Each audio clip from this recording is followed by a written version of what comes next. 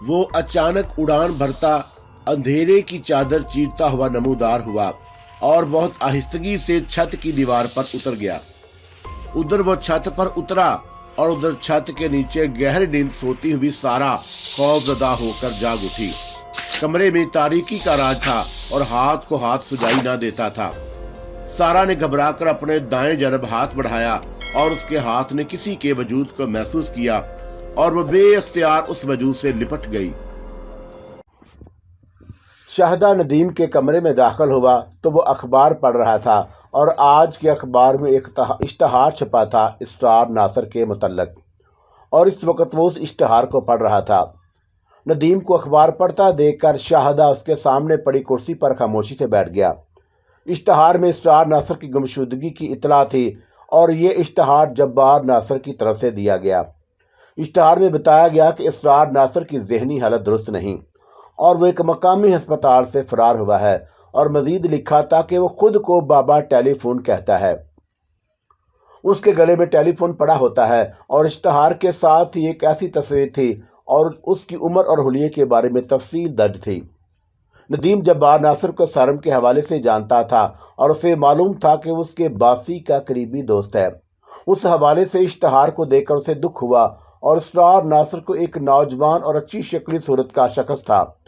बेचारा जाने कैसे जहनी मरीज बन गया और उसका बाप सारम अपने घर के हवाले से अजाब में मुब्तला था और तो उसका दोस्त अपने भाई की गुमशुदगी से परेशान। नदीम ने एक गहरा सांस लेकर अखबार तय करके मेज की एक तरफ रख दिया और शाहदा को सवालिया नजरों से देखा और बोला, आज तुम कैसे आ गए? आज तो तुम्हारी कोई काम नहीं। सर, मैं शूटिंग के लिए नहीं आई हूँ। शाहदा, क्या तू सीधे तरीके से बात नहीं कर सकता? ये आई हूँ क्या होता है? सर जी, हम जो हैं वैसे ही तो बात करेंगे। सर जी, हमारा मजाक ना उड़ाएं। और शाहदा ने बड़ी संजीदगी से कहा और इतनी संजीदगी से कि नदीम को भी संजीदा होना पड़ा। अच्छा बताओ, कैसे आए हो? साहब जी, मुझे पैसे कुछ चाहिए। शाहदा ने जुबान खोली। और मेरा तो ख्याल है कि तुम सारे पैसे ले चुके हो, नदीम ने कहा। ये सुनकर शाहदा का चेहरा एकदम उतर गया और वो यहाँ बड़ी उम्मीद लेकर आया था। कितने पैसे चाहिए? नदीम ने शाहदा को उदास देकर पूछा। 1000 रुपये। और शाहदा के चेहरे पर एक किरण सी लहराई। मामला क्या है और इतने पैसों की आखिर क्या जरूरत पड़ गई? नदीम ने पूछा। गुरु बीमार है और उसके इलाज के लिए पैसे चाहिए। शाहदा ने साफ झूठ बोला। अच्छा। और नदीम ने एक स्लिप पर कुछ लिखा और उसकी तरफ बढ़ाते हुए बोला, ये अकाउंटेंट को दिखाकर पैसे ले लो। शाहदा ने स्लिप लेकर नदीम की चटपट दुलबलाएं ली और बोला, अल्लाह आपको खुश रखे और आपको चांद सा बेटा दे और मैं आपके घर आकर नाचूं। शाहदा, तुझे कैसे पता चल गया कि मेरे यहाँ कुछ आने वाला है? नदीम ने हंसकर कहा। सर जी, हमें बहुत सी बातें ऐसी भी पता चल जाती हैं। अच्छा, मैं चलूं? और ये कहकर शाहदा उसके कमरे से निकल गया। उसके निकलते ही टेलीफोन की घंटी बजी और नदीम ने रिसीवर उठाया। यस, सारा प्रोडक्शन। मैं जब्बार नासर बोल रहा हूँ। सारम साहब का कुछ पता है? जी जब्बार साहब, वो ज़ियारत गए हुए हैं। नदीम ने इतला बहम पहुँचाई। और ये तो मुझे मालूम है, लेकिन वो मोबाइल नहीं उठा रहे। जब्बार ने कहा। सर, ज़ियारत में मोबाइल काम नहीं करता और वहाँ टावर नहीं है, नदीम ने बताया। ओह अच्छा। और जब्बार नासर ने बात समझते हुए कहा, और फिर उनसे बात कैसे होगी? वो जहाँ ठहरेंगे वहाँ का नंबर बताएंगे और मैं खुद उनके फ़ोन का इंतज़ार कर रहा हूँ। अब तक तो फ़ोन आ जाना चाहिए था और वो कब का ज़ियारत पहुँच चुका होगा। जी आप ठीक फरमा रहे हैं, नदीम ने कहा। और फिर अचानक उसे इश्तहार याद आ गया और वह फ़ौरन बोला, जब्बार साहब, बड़ा अफसोस हुआ। किस बात का अफसोस? जब्बार चौंका। आज के अखबार में इसरार साहब से मुतल्लक इश्तहार देखा है। अच्छा हाँ, बस दुआ करें कि वह मिल जाए, जब्बार नासर ने कहा। अल्लाह चाहेगा तो वह बहुत जल्द मिल जाएंगे, नदीम ने आस दिलाई। और ये बात जब्बार को मालूम थी और ना नदीम को मालूम कि इस वक्त इसरार कहाँ है, और ये बात तो सिर्फ शाहदा को मालूम थी कि इसरार कहाँ है, लेकिन वो ये नहीं जानता था कि इसरार के बारे में आज अखबार में कोई इश्तहार छुपा है। सरम उन्हें देखकर फौरन उठकर खड़ा हो गया। शाह साहब आप? हाँ मियाँ। शाह साहब ने उसी कुर्सी पर बैठने का इशारा किया और खुद भी कुर्सी पर बैठ गए और बोले, बहुत इंतज़ार कराया। शाह साहब, क्या अर्ज़ करूं, मैं तो आपकी पर्ची मिलते ही फ़ौरन रवाना होना चाहता था, लेकिन कुछ हालात ऐसे हो गए कि कराची छोड़ ना सका, सारम ने कहा।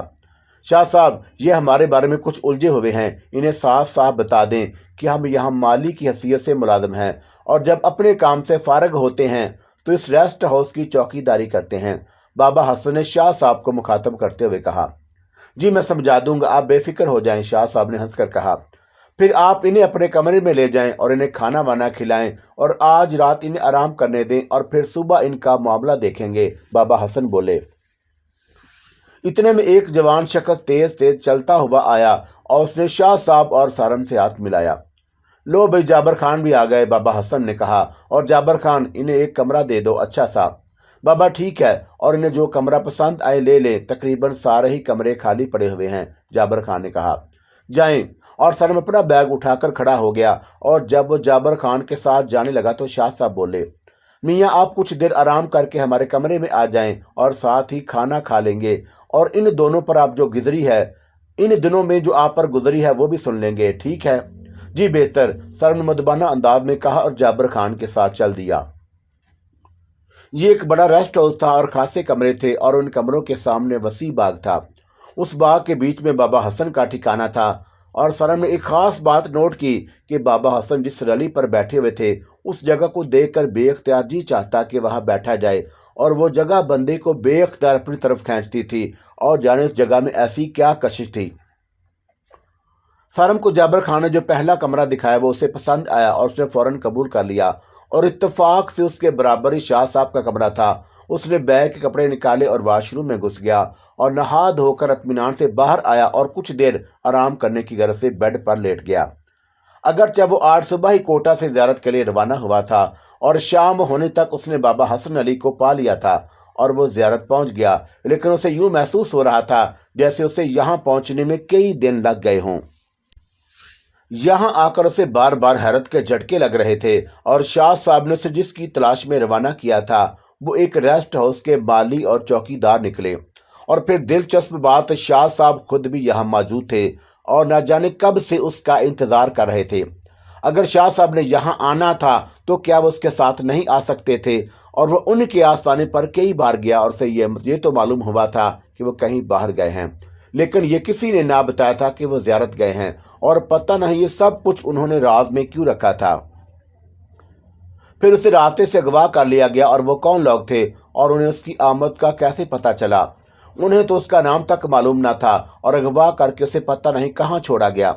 बकौले बाबा असद वहाँ भूखा प्यासा मर खप जाता और वो तो उसकी कोई नेकी काम आ गई और इस के कदमगार की तरफ उठ गए और उनकी मदद उसे हासिल हो गई, वरना जाने उसका क्या हशर होता। किसी पत्थर के नीचे उसकी लाश दबा दी जाती और फिर कभी उसे कोई ढूंढ ना पाता। और फिर उसे बाबा असद का गर्मा गर्म मशरूब याद आ गया और वह क्या लज्जत थी उसमें, क्या ताकत थी। और बाबा असद से मुलाकात जाने क्यों अब उसे महज ख्वाबो ख्याल लगती, लेकिन उन्होंने अपनी जिम्मेदारी खूब निभाई और उन्होंने उसे बाबा हसन के ठिकाने तक पहुंचा कर ही दम लिया। और ये लियाकत खान खूब शख्स था और ये तो उसे बिल्कुल आखिरी लम्हे में मालूम हुआ कि बाबा असद का बंदा था। और उस वक़्त कुछ ऐसी सूरत हाल हुई कि वो उसका शुक्रिया भी अदा ना कर पाया और उसने ख्वा मुखा उस पर शुबा किया और वो उसे पुलिस का मुखबर समझ बैठा। अचानक उसकी नज़र मेज पर रखे हुए मोबाइल फ़ोन पर पड़ी और उसके ख्यालात का सिलसिला मुंतक़िल हो गया। ओह, अभी तक उससे कराची से बात नहीं की और अपने ज़ियारत पहुंचने की इत्तला नहीं दी थी। उसने मोबाइल उठाकर कराची का नंबर मिलाने की कोशिश की, लेकिन नंबर नहीं मिला, सिग्नल ही नहीं जा रहे थे। और तब उसे ख्याल है कि यहाँ अभी मोबाइल का नेटवर्क नहीं पहुँचा और फिर राब्ता कैसे मुमकिन है। तब वो फ़ौरन खड़ा हो गया और उसे कराची फ़ोन करना था, सारा से बात करना थी और जफ़र मुराद से सारा का अहवाल पूछना था। उसके पास कॉलिंग कार्ड मौजूद था और वह उसने बैग से निकाल लिया। अब मसला था कि वह फ़ोन कहाँ से करे। तब उसे जाबर खान का ख्याल आया और रेस्ट हाउस में यकीनन फ़ोन होगा। जाबर खान के कमरे में फ़ोन मौजूद था। उसने कार्ड के ज़रिए कराची का फ़ोन मिलाया और फ़ोन इत्तेफाक से जफ़र मुराद ने उठा लिया और सरम उससे मुखातब हुआ। हाँ भाई ज़फ़र, कैसे हो? हाँ सरम भाई, आप खैरियत से पहुँच गए? जफ़र मुराद ने पूछा। बस कुछ ना पूछो, कैसे पहुँचा, आकर बताऊँगा। सारा कहाँ है? सरम ने इस्तफसार किया। बाजी अपने कमरे में होंगी, जफ़र मुराद बोला। और सब खैरियत तो है ना? सरम ने पूछा। जी बिल्कुल खैरियत है और सारा बाजी पुरसकून है। मैं यहाँ एक रेस्ट हाउस में हूँ और यहाँ का नंबर नोट कर लो। जी बताएं। और सरम ने नंबर बताया और फिर बोला, अच्छा मैं रात को سارا سے بات کروں گا اور اسے بتا دینا کہ میں خیریت سے پہنچ گیا ہوں۔ اوکے۔ اور ریسیور رکھ کر اس نے جابر خان سے ادھر ادھر کی بات کی اور کمرے سے نکل آیا۔ پھر اس نے شاہ صاحب کے ساتھ کھانا کھایا اور کھانے کے بعد جابر خان نے زبردست قہوہ بھجوایا۔ قہوہ پی کر وہ شاہ صاحب سے گفتگو میں مصروف ہو گیا اور اس نے اپنے گھر کی ساری رویداد بیان کی، سارا احوال سنایا اور شاہ صاحب نے پوری توجہ سے ساری بات سنی اور ساری بات سن کر صرف اتنا کہا، سب ٹھیک ہو جائے گا۔ اس کے بعد اس نے زیارت کے سفر کے دوران جو عجیب و غریب واقعات رونما ہوئے ان کے بارے میں بتایا، اور ساری داستان کے جواب میں بھی شاہ صاحب نے ایک جملہ کہا، بس میاں، اپنی کائنات کے راز وہی جانتا ہے اور ہماری بساط کیا کہ کچھ بولیں۔ سارم کو سارا کو فون کرنا تھا اور وہ اجازت لے کر ان کے کمرے سے نکل آیا۔ شاہدہ نے بہت کوشش کی کہ کہیں سے زندہ چمگادڑ مل جائے، لیکن زندہ تو دور کی بات ہے، مردہ بھی نہیں ملی۔ اس نے کئی ویران کھنڈروں کی خاک چھانی اور قبرستان میں مارا مارا پھرا، پر چمگادڑ کا حصول ممکن نہیں ہوا۔ البتہ زندہ الو کے حصول میں کوئی دشواری نہ ہوئی۔ گرو چمگادڑ نہیں مل رہے اور شاہدہ نے گرو کے سامنے اپنی مشکل پیش کی۔ پھر ایسا کر، مسان اور قبر کی تازہ مٹی لے آ، یہ تو لے آئے گی۔ اور گرو نے اپنی کاجل بری آنکھوں سے شاہدہ کو دیکھا۔ ہاں گرو، یہ تو لے آؤں گی، شاہدہ نے فوراً حامی بھر لی۔ جب تینوں چیزیں گرو کے سامنے اکٹھا ہو گئیں تو گرو نے چھری مانگی، اور اس وقت گھر میں شاہدہ، اسرار اور گرو کے علاوہ کوئی نہ تھا۔ زیبا، پروین اور دیگر چیلے کام پر نکلے ہوئے تھے اور دوپہر کا وقت تھا۔ شہر میں دھوپ بھری تھی۔ اسرار ناصر کمرے کے دروازے کی دہلی پر خاموش بیٹھا تھا، اور جب سے اس کی جھاڑو سے پٹائی ہوئی تھی اسے چپ لگ گئی تھی۔ بس وہ خاموشی سے بیٹھا سب کی شکلیں دیکھتا رہتا، اور اگر اسے کھانے کو دے دیا جاتا تو کھا لیتا اور کسی سے کچھ مانگتا نہ تھا، اور نہ ہی اس نے گھر سے باہر جانے کی کوشش کی۔ اس وقت بھی وہ پنجرے میں بند الو کو بغور دیکھ رہا تھا، اور شاہدہ چھری لے کر آ گیا تو گرو نے پنجرے میں ہاتھ ڈال کر الو کو مرغی کی طرح پکڑ کر باہر نکال لیا اور دبوچ کر اسے شاہدہ کے سامنے ڈالا اور بڑے سکون انداز میں بولا، چل رہی شاہدہ، چھری پھیر۔ اور ابھی لو گرو، شاہدہ حکم سنتے ہی فوراً ایکشن میں آ گیا۔ چھری چلتے ہی گرو نے کچھ ناموس الفاظ کی گردان شروع کی، اور پھر گردن کٹے الو کو تسلی میں ڈال دیا اور الو پھڑ پھڑا کر ٹھنڈا ہو گیا۔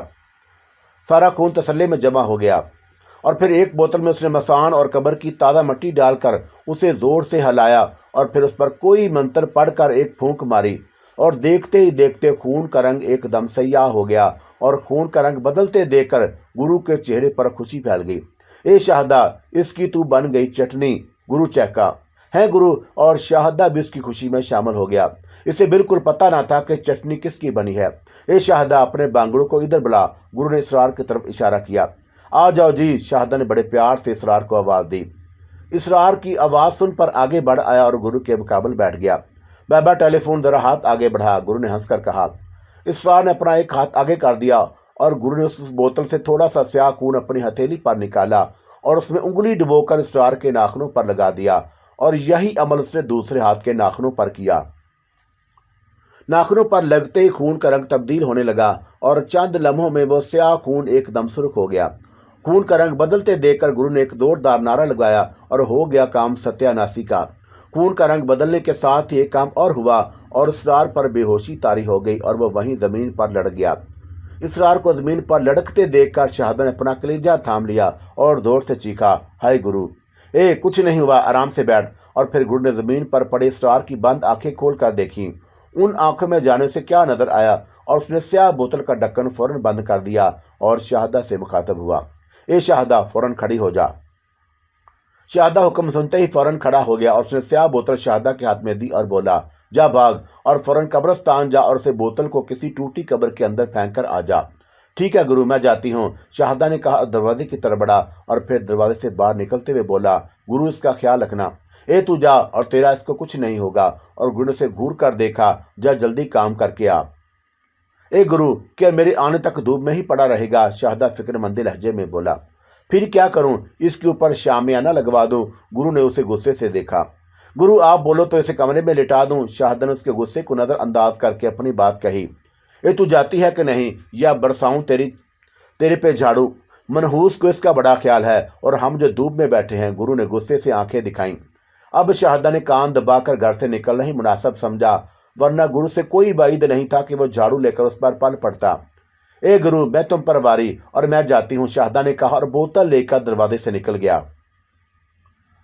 सारा से बात करके सारम को एक यक सुकून ना पहुंचा और फोन करके वह शाह साहब के कमरे में पहुंचा तो उसे मसल्ले पर बैठे नजर आए और वो खामोशी से उनके कमरे से पलट आया और दरवाज़ा बंद कर दिया। उस वक्त खांसी खनकी हो गई थी और उसने अपने बैग से गर्म चादर निकाली और उसे ओढ़ कर बाहर निकल आया। उसका इरादा बाहर टहलने का था और वह रेस्ट हाउस से निकलकर पुख्ता सड़क पर आ गया और ये सड़क ऊंचाई पर थी। उस सड़क से उसे अपना और बराबर वाला रेस्ट हाउस दिखाई दे रहा था। जब वो सड़क पर आया तो चांदनी में जैसे नहा गया। इतनी तेज चांदनी, ऐसा रोशन चांद और ऐसे चांद का तस्वर तो कराची वाला किसी तस्वर भी नहीं कर सकता। और कराची की मसमूम और गिर्द आलूद फिजा में चांद का हुस्न भी गहना जाता है। यहाँ की ठंडी, शिफाफ और सेहत बख्श फिजा में 14वीं रात का हुस्न और पूरे चांद का दिलकश नज़ारा रूह की गहराई में उतर रहा था और सरम को बेइख्तियार सारा याद आई। काश तारा उसके वक्त उसके साथ होती तो इस चांदनी रात का हुस्न दोबाला हो जाता और वो उसका नरम मुलायम हाथ पकड़कर उसे अपने करीब किए उस लंबी सड़क पर दूर तक टहलता जाता।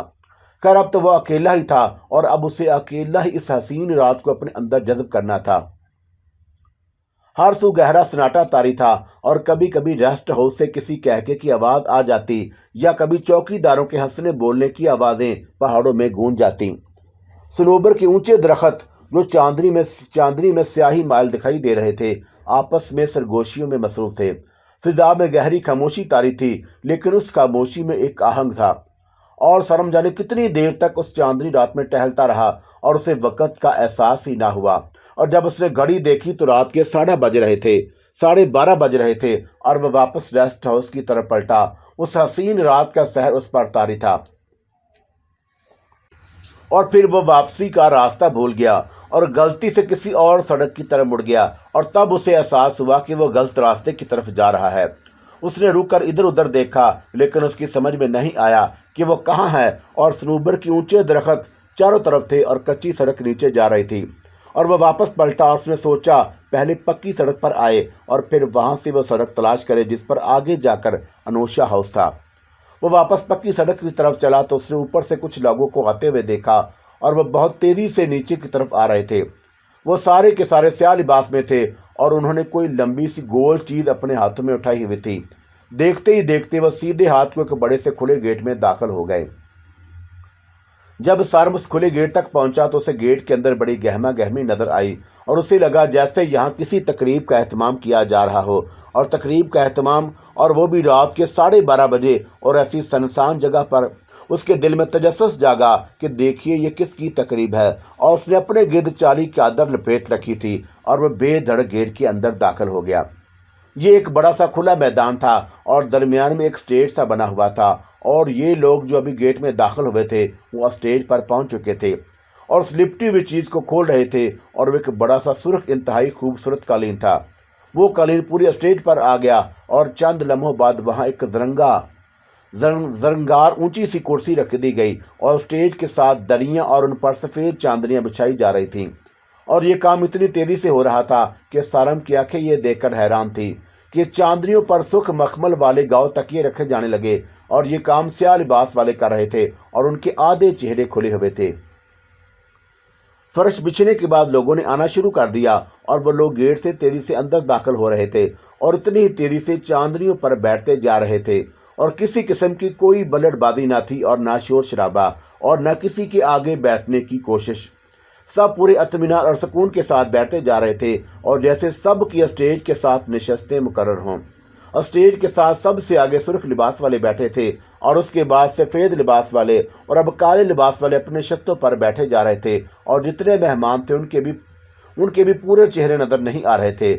और सारम भी उनका काले लिबास वालों के साथ शामिल होकर बैठ गया और उसके पीछे भी लोग बैठते गए। फिर एक शख्स सबस लिबास में अचानक स्टेज पर नमूदार हुआ और उसने स्टेज के दरमियान खड़े होकर अपने दोनों बाजू फैलाए और फिर उन्हें ऊपर उठाता चला गया। और जब उसके हाथ रुके तो यूं महसूस हुआ जैसे उसके दोनों हाथों पर बड़ा सा प्याला रखा हो। और फिर उसने फौरन अपने हाथ नीचे किए और जिस तरह नमूदार हुआ था वैसे ही किसी छलावे की तरह स्टेज से उतर कर गायब हो गया। अब एक हल्का सा शोर उठा और लोग अपने नशस्तें छोड़कर खड़े होने लगे। सारम भी उनके दरमियान खड़ा हो गया और शायद ये सब लोग किसी की आमद पर उसके एहतराम में खड़े हुए थे। सारम ने स्टेज की तरफ देखा तो उसे एक शख्स जरक बरक लिबास में कुर्सी की तरफ बढ़ता हुआ नजर आया और उसकी कुर्सी पर बैठते ही सब लोग अपनी नशस्तों पर बैठ गए। जब जरक बरक लिबास में मलबूस शख्स के चेहरे पर सारम की नज़र पड़ी तो उसका सांस ऊपर का ऊपर और नीचे का नीचे रह गया। वो बाबा हसन अली थे। उसे फौरन बाबा असद अली की बात याद आई कि उन्होंने बाबा हसन के बारे में कहा था कि वह बादशाह भी हैं और फ़कीर भी। और बाबा असद की ये बात अब पूरे तौर पर उसकी समझ में आ गई थी कि उसने बाबा हसन का फिक्र देख लिया था। एक रेस्ट हाउस के माली थे और एक रली बिछाए ज़मीन पर पड़े रहते थे और अब वो उन्हें कुर्सी जरंगा पर बड़ी शान से बैठा देख रहा था और उनका लिबास बड़ा कीमती था और सुनहरी पगड़ी पर चमकते हीरों की माला बंधी हुई थी। और बाबा हसन को इस चांद से बैठा देखकर सारम को बड़ी खुशी हुई। अब उसे एहसास हुआ कि शाह साहब ने उसे जिसके पास भेजा था वो कोई मामूली शख्सियत ना थी और वो कुर्सी जरंगा पर बैठे हुए ज़ियारत के हुक्मरान लग रहे थे। उसी वक्त जर्द लिबास में एक शख्स अचानक नमूदार हुआ और वह पूर्वकार अंदाज में चलता हुआ बाबा हसन के सामने पहुंचा और वह सीने पर हाथ रखकर जरा सा झुका और कुछ कहा। शायद उसने जलसे की कार्रवाई शुरू करने की इजाज़त मांगी थी। बाबा हसन ने जवाब में सीधा हाथ उठाया और शायद ये जलसा शुरू करने का इशारा था। वह जर्द लिबास वाला पलटा और 2 कदम आगे बढ़कर अब स्टेज के दरमियान हाजरीन की तरफ मुंह करके खड़ा हो गया और उसका भी आधा चेहरा ढका हुआ था। बाबा हसन के अलावा वहाँ जितने भी लोग थे सब के चेहरे आधे ढके हुए थे। उस जर्द लिबास वाले ने कुछ कहा लेकिन सारम उसकी बात ना समझ सका और जब हाजरीन में से एक शख्स उठकर स्टेज की तरफ बढ़ा तो सारम ने समझा कि हाजरीन में से किसी का नाम पुकार कर स्टेज पर बुलाया गया था। अभी वह शख्स स्टेज पर पहुंचकर उसने जर्द लिबास वाले के पास जाकर खड़ा हुआ ही था कि हाजरीन जलसा में सरगोशियाँ शुरू हुईं और फिर आनन फानन सरगोशियाँ एक शोर में तब्दील हो गईं और लोग एक दूसरे की तरफ देखने लगे। सारम काली चादर ओढ़े बैठा था और उसने दूसरे लोगों की तरफ अपना आधा चेहरा छुपा रखा था ताकि वो उनमें बैठा उन जैसा ही लगे। लेकिन जब लोग एक दूसरे की जानब देखने लगे तो उसे तशवीश हुई। उसने सोचा कि कहीं उसे देख तो नहीं लिया गया। अभी उसने ये सोचा ही था कि बराबर बैठे हुए शख्स ने उसके चेहरे से चादर उठा दी और उसका चेहरा अय्या होते ही एकदम खामोशी छा गई जैसे सबको सांप सूंघ गया हो। तब बराबर बैठे हुए 2 बंदों ने उसका बाजू पकड़कर उठा दिया और उसके खड़े होते ही चैमगोइयाँ शुरू हो गईं। ये हमें से नहीं, इसे यहाँ कौन लाया है, यहाँ कैसे आया? और जब शोर ज़्यादा बढ़ा तो स्टेज पर मौजूद जर्द लिबास वाले ने हाथ उठाकर खामोश रहने की तलकीन की और सारम को पकड़े हुए बंदों की तरफ इशारा किया और वह इस शख्स को स्टेज पर ले आए। चंद लम्हे में उसे स्टेज पर पहुंचा दिया गया और अब वो बाबा हसन के सामने खड़ा था और बाबा हसन सारम को अपनी चमकीली आंखों से देख रहे थे और उनकी आंखों में गुस्से की कोई झलक ना थी। एक नरम सा तासर था और होंठों पर एक बारीक सी मुस्कुराहट। बाबा हसन ने जर्द लिबास वाले को देखा और अपनी आंख से हल्का सा इशारा किया। उस जर्द लिबास वाले ने तफरीही अंदाज में गर्दन हिलाई और फिर 2 बंदे जो सारम को स्टेज पर किसी खिलौने की तरह उठा कर लाए थे उनकी तरफ देखकर कुछ कहा जो सारम की समझ में नहीं आया। हुक्म की तामीर में उन दोनों बंदों ने उसे बैठने का इशारा किया और जैसे ही सारम कालीन पर बैठा उन दोनों ने उसे बाजू से पकड़ लिया और फिर उसे ऐसे लगा जैसे वह सारम को उड़ाए ले जा रहे हों। चश्मे ज़ोर में सारा मंजर तब्दील हो गया। अब वो रेस्ट हाउस में अपने कमरे के दरवाजे के सामने बैठा था और वह जल्दी से उठ खड़ा हुआ। उसने आगे बढ़कर सारे रेस्ट हाउस पर नज़र डाली। उसे दूर तक कुछ नजर न आया। शाह साहब के कमरे की लाइट बंद थी और शायद वो सो चुके थे। उसने घड़ी पर नज़र डाली और इस वक्त 3:20 हुए थे और उसे ये बात अच्छी तरह याद थी कि जब वो टहल कर अपने रेस्ट हाउस की तरफ पलटा था तो 12:30 बजे थे और उसे अंदाज़ा था कि तकरीब में उससे मुश्किल से आधा घंटा लगा होगा। लेकिन घड़ी बता रही थी कि वो इस तकरीब में 2.5-3 घंटे गुजार कर आया है। ये सब क्या था? उसने क्या देखा? और उसने बाबा हसन को एक नई शान में देखा था और वह कुर्सी जरंगा पर बड़ी तमक्कन से किसी बादशाह की तरह बैठे थे। क्या ये कोई ख्वाब था? तब उसे कुछ ख्याल आया कि वह बरामदे की सीढ़ियों में उतरकर उस जगह पहुंचा जहां बाबा हसन का ठिकाना था और जब वह सरूबर के दरमियान बने हुए चबूतरे के नज़दीक पहुंचा तो उसने वहां किसी को कंबल ओढ़े लिपटेटे हुआ पाया और वह नज़दीक पहुंचा तो उसने सोने वाले का चेहरा देखा और ये देखकर उसकी हैरत की इंतहा न रही कि वह बाबा हसन थे और बड़े पुरसकून अंदाज में सो रहे थे। काली पगड़ी उनके सर पर बंधी थी, लेकिन ज़रा आगे को हुई थी और उनकी रोशन पेशानी पूरी तरह ढकी हुई थी। और वो फ़ौरन वहाँ से पलट आया और अब उसका दिमाग चकरा चुका था। वो तेज तेज कदमों से चलता हुआ अपने कमरे में पहुंचा और कंबल लपेट कर दुबक कर लेट गया। और सुबह उसकी आंख शाह साहब की आवाज़ पर खुली, मियाँ क्या अभी सो रहे हो? और शाह साहब कह रहे थे कि भाई क्या खाना नहीं खाना। उसने फ़ौरन अपने मुंह से कंबल हटाया और उठकर बैठ गया। उसने जल्दी से अपनी कलाई पर बंधी घड़ी में वक़्त देखा, 1 बजा था। मियाँ घड़ी क्या देखते हो, खाने का वक़्त हो गया है, शाह साहब ने उसे टोका। शाह साहब मैंने तभी नाश्ता भी नहीं किया, वह हंसकर बोला। माशाल्लाह, मियाँ का रात भर जागते रहे हो, शाह साहब ने मुस्कुराकर कहा। शाह साहब मैंने रात को बाबा हसन को अजीब रंग में देखा और शर्म की आंखों में रात का मंजर घूम गया। कोई ख्वाब देख लिया था क्या? शाह साहब ने पूछा। शाह साहब अब तो वो मुझे ख्वाब ही महसूस हो रहा है। ख्वाब था या नहीं? शाह साहब ने तस्दीक चाही। नहीं शाह साहब, वो हरगिज़ ख्वाब नहीं था और जो कुछ देखा वो मैंने अपनी इन जीती जागती आंखों से देखा।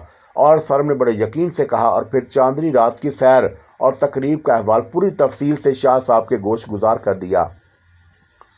शाह साहब ने उसकी सारी बात पूरी तवज्जो से सुनी और हंसकर बोले, मियाँ तुमने जो कुछ देखा उसे ख्वाब ही समझो तो बेहतर है। इसका मतलब है कि मैंने जो कुछ देखा वो ख्वाब नहीं था। सर ने शाह साहब की तरफ तस्दीक तलब नज़रों से देखा। शाह साहब ने इसकी बात का कोई जवाब ना दिया, बस मुस्कुराकर खड़े हो गए और कमरे से बाहर जाते हुए बोले, मियाँ मुंह हाथ धोकर आ जाओ, खाना ठंडा हो रहा है। जी अच्छा, सर ने फर्माबरदारी से कहा और उसे वाशरूम की तरफ बढ़ गया। शाहदा रक्षा पकड़कर कब्रिस्तान पहुंचा और उसने एक शापर में वो बोतल डाली हुई थी जिसमें उल्लू का खून भरा था और जो स्याह हो चुका था। दोपहर का वक़्त था और कब्रिस्तान में दूर तक कोई न था। शाहदा गुरु की हदायत के मुताबिक किसी टूटी कब्र में की तलाश में था और चलते चलते उसकी नज़र एक कब्र पर पड़ी। ये टूटी कब्र ना थी और ये एक पुख्ता कब्र थी, लेकिन उस कब्र पर जगह जगह पान की पीक पड़ी हुई थी। हत्ता के कुतबे पर भी किसी ने पान की पिचकारी मारी हुई थी।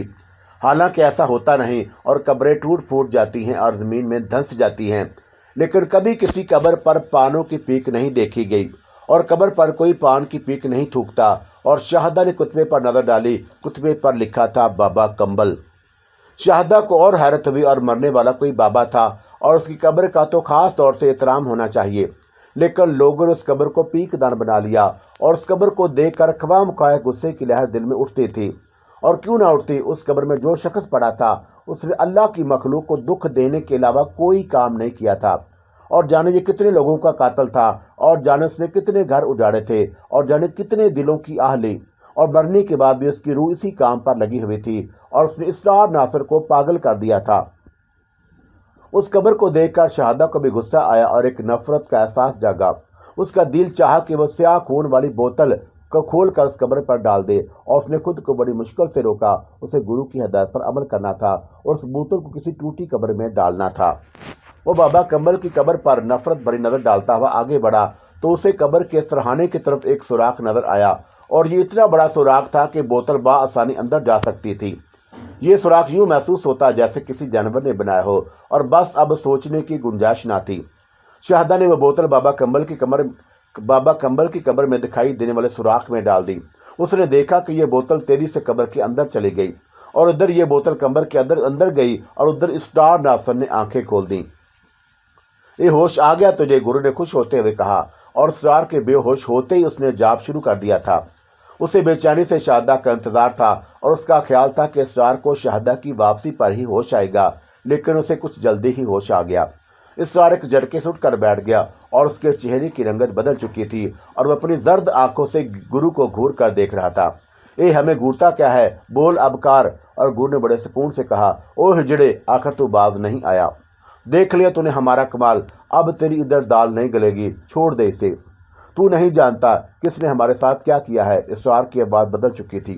ये मासूम तेरे साथ क्या करेगा, ये तो मुझे कोई फटांक चीज़ लगती है, और ज़रा अपना नाम तो बता। गुरु ने उल्लू के खून से भरी हुई बोतल उठाई और जल्दी अपना नाम बता, वरना हम तुझे खून में नहला देंगे। मैं बाबा कंबल हूँ, वो जल्दी से बोला। ओए अच्छा, अब हम समझे, तभी तू इस बेचारे के साथ कंबल हो गया है। चल अब तो निकल यहाँ से, छोड़ दे इसका पीछा, गुरु ने तेज लहजे में कहा। अभी गुरु ने इतना ही कहा था कि इसरार नासिर बहुत देर से चिल्लाया और जैसे उसे शदीद तकलीफ पहुंची हो। ओ हिजड़े, ये तूने क्या किया? अभी तो हमने कुछ किया नहीं और अभी तो बोतल हमारे हाथ में है। ओ मैं मर गया, और हिजरे तेरा सत्यानाश को बड़े दर्दनाक अंदाज में टकराया। बस इससे ज्यादा वो कुछ न कह सका और फिर बेहोश हो गया। गुरु की समझ में ना आया कि बोतल खोले बगैर उस मुर्दार को क्या हुआ और वह कैसे चल बचा। चलो अच्छा हुआ बोतल की कार्रवाई से पहले ही उसका जिस्म छोड़ गया, और उससे अच्छी बात और क्या हो सकती थी। फिर भी एहतियातन गुरु ने थोड़ा सा खून निकालकर उसके हाथ पैरों पर मल दिया और फिर मंत्र पढ़ने लगा। कोई 1 घंटे के बाद शाहद वापस आ गया। उसने देखा कि इसरार अभी तक बेहोश पड़ा है और गुरु कुछ पढ़ने में लगा है। शाहदा खामोशी से गुरु के सामने और इसरार के नजदीक बैठ गया। शाहदा को देखकर गुरु ने कुछ देर बाद अपना जाप खत्म किया और बेकरारी से बोला, ए क्या हुआ? गुरु, डाल आई बोतल टूटी कब्र में, शाहदा ने खुशी भरे लहजे में कहा।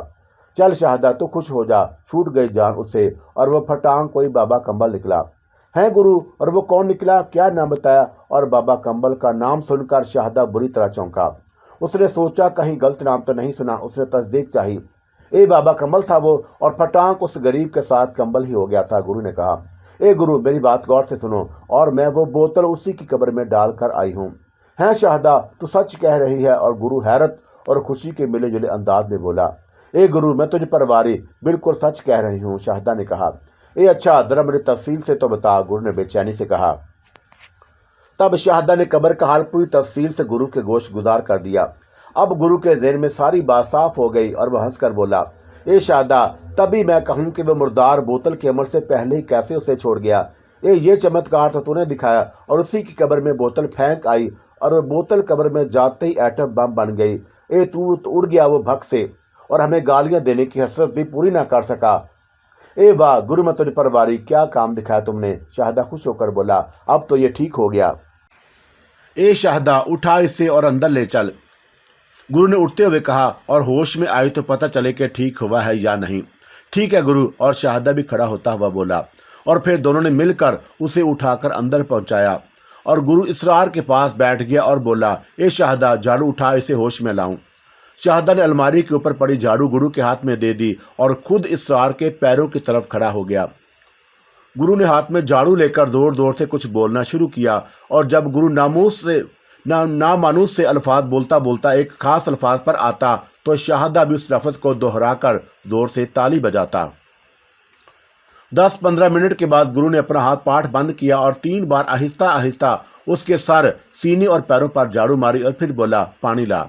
शाहदा भागता हुआ किचन में गया और एक गिलास में पानी भरकर ले आया। लो गुरु, और उसके मुंह पर पानी के छींटे मार, गुरु ने हदायत की। शाहदा ने चुल्लू में पानी भरकर उसके मुंह पर छींटे मारना शुरू किए, और तीसरे छींटे पर इसरार ने आंखें खोल दी। आंखें खोलते ही सबसे पहले उसकी नज़र गुरु पर पड़ी, और गुरु की शक्ल देखते ही इसरार नासर ने घबराकर अपनी आंखें बंद कर लीं। उसे लगा कि वह कोई डरावना ख्वाब देख रहा है। ए गुरु, इसने तो फिर आंखें बंद कर लीं, क्या फिर बेहोश हो गया? शाहदा ने फिक्रमंद लहजे में कहा। नहीं, बेहोश नहीं हुआ, हमें देखकर डर गया है। गुरु ने हंसकर कहा, चल तू ऐसा करके इस पर झाड़ू लगा और इसकी सफाई करना होगी। शाहदा ने गुरु के हाथ से झाड़ू ले ली और उसके चेहरे से पैरों तक उस तरह झाड़ू लगाने लगा जैसे फर्श पर लगाई जाती है, सफाई जो करनी थी। इसरार नासर ने झाड़ू चेहरे पर लगते ही आंखें उठने की कोशिश की तो गुरु ने डांट कर कहा, ए लेटा रह और सफाई हो जाने दे, काट कबाड़ निकल जाने दे। और फटे बांस जैसी आवाज़ सुनकर इसरार सहम गया, और अब वो साकत होकर लेटा था और उसके जिस्म की सफाई जारी थी। और फिर शाहदा से गुरु ने झाड़ू मांग ली, ला इधर दे। शाहदा ने जल्दी से गुरु के हाथ में झाड़ू थमा दी, और झाड़ू हाथ में लेते ही गुरु इसरार से मुखातब होकर बोला, चल उठ। इसरार किसी मामूल की तरह उठकर बैठ गया, और गुरु ने झाड़ू उल्टी पकड़कर उसकी पीठ पर 3 बार आहिस्ता आहिस्ता मारी, और फिर शाहदा से मुखातब होकर बोला, ए शाहदा, चल नाम पूछ। शाहदा ये सुनकर इसरार के पास बैठ गया और उसके थोड़ी पर हाथ रखकर उसका चेहरा उठाया तो जाने क्यों इसरार की आंखें बंद हो गईं। ए जाना, अपनी आंखें खोलो और अपना नाम बोलो, कौन हो तुम और क्या नाम है तुम्हारा? शाहदा ने बड़े प्यार भरे लहजे में कहा, मेरा नाम इसरार नासर है। इसरार ने अपनी आंखें खोलकर शाहदा को देखा और फिर गुरु को देखा, और तब उसे अंदाज़ा हुआ कि वह किन लोगों में है, और वह घबराकर बोला, मैं यहाँ कहाँ आ गया? ए वाह गुरु, शाहदा ने उठकर एक जोरदार नारा लगाया, और तेरा जवाब नहीं गुरु, तूने इस पागल को ठीक कर दिया। ए वाह करो। शाहदा ने ताली बजा बजाकर गुरु के गिर्द डांस शुरू कर दिया। ओए शाहदा, बैठ जा, ये तो ठीक हो गया, और कहीं तो पागल ना हो जाना, देख ले, और फिर यह झाड़ू है मेरे पास। गुरु ने अपने काजल भरी आंखों से शाहदा को देखकर तंबीह की। शाहदा फौरन उसके कदमों में बैठ गया और तेरा शुक्रिया गुरु, तुमने बहुत बड़ा एहसान किया है मुझ पर। क्या मैं पागल हो गया था? इसरार नासिर ने पूछा। हाँ, ऐसा वैसा। और गुरु ने बुमें नचाकर कहा, और ये शाहदा की मेहरबानी है कि तुझे हमारे पास ले आई। तब इसरार नासिर ने शाहदा की तरफ तशक्कर अमीद अंदाज में देखा और बोला, आपका शुक्रिया शाहदा, और मुझे कुछ याद नहीं, लेकिन मुझे ये ज़रूर एहसास है कि मेरे साथ बहुत कुछ हुआ, और ज़रा मुझे तफसील से बताओ। और फिर शाहदा ने पान की दुकान से लेकर आज तक का हाल पूरी तफसील से सुना दिया। रात फिर आई और चांद पर फिर निकला और चांदनी फिर चुटकी और चांदनी रात का फसूं फिर दिल पर छाने लगा। सरम अपनी काली चादर ओढ़कर फिर अपने रेस्ट हाउस से बाहर आ गया और 12:30 बजे तक वह सड़क पर टहलता रहा और रात का सहर उस पर तारी होता रहा। फिर वह अपने रेस्ट हाउस की तरफ वापस चला और बहुत आसानी से अपने गेस्ट हाउस के गेट पर पहुंच गया और वह वापस पलटा और पुख्ता सड़क पर आकर उसने एक कच्ची सड़क का रुख किया और वह मुख्तलिफ रास्तों से गुजरता हुआ मार्केट में आ निकला। उसने मार्केट में एक चाय के होटल पर चाय पी और फिर अपने रेस्ट हाउस की तरफ निकला। उसने आसपास का सारा इलाका छान मारा, लेकिन उसे वो जगह कहीं नजर न आई जहां कल रात तकरीब मुनक्कद हुई थी, और वह तकरीबन 2 घंटे इधर उधर घूम फिर कर वापस अपने रेस्ट हाउस में आ गया। अपने कमरे की तरफ बढ़ा तो उसे शाह साहब बरामदे में खड़े नजर आए और वह जल्दी से आगे बढ़ा। शाह साहब, आप? मियाँ, इतनी रात गए कहाँ घूम रहे हो? और शाह साहब ने बड़े नरम लहजे में पूछा। बस शाह साहब, चांदनी रात की सैर कर रहा था। मियाँ, इतनी रात गए बाहर निकलना ठीक नहीं, शाह साहब ने कहा, और हर मखलूक खुदा का अपना अपना वक़्त होता है, और यहाँ ये वक़्त इंसानों के घूमने का नहीं, जाएं सो जाएं। जी अच्छा। और सरम ने फर्माबरदारी से कहा और अपने कमरे में दाखिल हो गया। उसे अंदाज़ा हो गया था कि शाह साहब को उसका इस वक्त बाहर घूमना पसंद नहीं आया, और शायद वो जान गए थे कि सरम इस वक्त किस चीज़ की तलाश में निकला था। कायनात के राज सिर्फ अल्लाह जानता है, और या वो जानते हैं जिन अल्लाह जानने की इजाज़त देता है, और सरम हरगिज़ उन्हें जानने वालों में से ना था, और उसके हक़ में यही बेहतर था कि वो खामोशी से सो जाए, और उसने ऐसा ही किया और वो सो गया। इसरार नासिर ने अपने ठीक होने की रुदात सुनी तो उसे बड़ी हैरत हुई, और वो लोग उसके काम आए थे जिनके बारे में कोई सोच भी नहीं सकता था कि ये इंसान की उसकी इस तरह मदद कर सकते हैं। और गुरु दुआ रानी ने जो काम किया था उससे उस असरार बहुत मुतासर हुआ, और वो खुद सिफली का माहर था और बाबा कंबल जैसे जादूगर का चेला रह चुका था। वो उस काले इल्म के बारे में बहुत कुछ जानता था, और इसलिए गुरु की उस नज़र में अहमियत बढ़ गई। उसने बाबा कंबल जैसे शख्स की मौजी रूह से निजात दिला दी, और ये उसका बड़ा कारनामा था और उसके माहर होने का बेन सबूत। इसरार को सब कुछ याद आ गया, और बाबा कंबल की शागिर्दी से बाबा कंबल के कत्ल तक की सारी फिल्म उसकी आंखों के सामने तेजी से गुजर गई। अलबत्ता बाबा कंबल के असीब में मुब्तला होने और शाहदा के घर तक पहुंचने का अरसा उसके ज़हन से महू हो गया, और उसे कुछ याद नहीं आया कि यह तकलीफ दा अरसा उसने कहाँ और कैसे गुजारा। और अभी वह पूरी बात कहानी से वाकिफ भी नहीं हुआ था, और उसे यह भी मालूम नहीं था कि वह अस्पताल से फरार हुआ है। उसकी तलाश में उसका भाई क्या कुछ करता फिर रहा है और उसके लिए किस कदर फिक्रमंद है। गुरु दुआ रानी ने जब इसरार की ज़बानी बाबा कंबल की कहानी सुनी तो उसे बाबा कंबल की हसीयत का अंदाज़ा हुआ, और अब ये बड़ा ज़रूरी था कि उस अफरीद से हमेशा के लिए निजात हासिल कर ली जाए।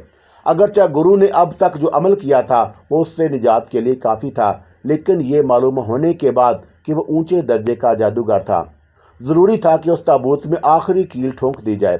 तब गुरु ने एक और बोतल तैयार कर दी और उसमें मंत्र पढ़कर उल्लू के खून में मसान और कब्र की मट्टी मिलाई, और जब उसे जोर से हिलाया तो खून का रंग स्याह हो गया। गुरु ने बोतल इसरार नासिर के हाथ में दे दी और उसे अच्छी तरह समझा दिया कि क्या करना है। जब इसरार नासिर गुरु का शुक्रिया अदा करके रुखसत होने लगा तो शाहदा भी उसके साथ हो लिया, और गुरु ने शाहदा को उसके साथ जाते देखकर पूछा, ए शाहदा, तू कहाँ जा रही है? इनके साथ। और शाहदा ने बड़े शर्मा कर इसरार की तरफ इशारा किया। ये तो कब्रिस्तान जा रहे हैं और काम पूरा करके अपने घर चले जाएंगे, गुरु ने उसे बताया, और मैं इनके साथ ही जा रही हूँ। शाहदा, क्या तूने गुरु को छोड़ने का इरादा कर लिया है? ए गुरु, मैं तुम पर वारी, और ये तुमने कैसे बात कर दी? क्या मैं तुम्हें छोड़कर अपनी आकबत खराब करूंगी? और मैं आती हूँ लौट कर, जरा इनका घर देखा हूँ। शाहदा ने कहा, जा देखा, पर यह बात अपने दिमाग में बिठा ले, घर तेरा यही है। ख्याल रखना कहीं इसके घर के दरवाजे तुझ पर बंद ना हो जाएं। तू मुझे अच्छी तरह जानती है ना? और गुरु ने उसे तेज नजरों से देखा। बहुत अच्छी तरह जानती हूँ, शाहदा ने कहा और दरवाजे की तरफ बढ़ा। وہ اسرار کو ساتھ لے کر گھر سے نکلا اور اسرار کو اس کے ساتھ چلنا عجیب سا لگ رہا تھا اور گلی میں لوگ اسے گھور گھور کر دیکھ رہے تھے۔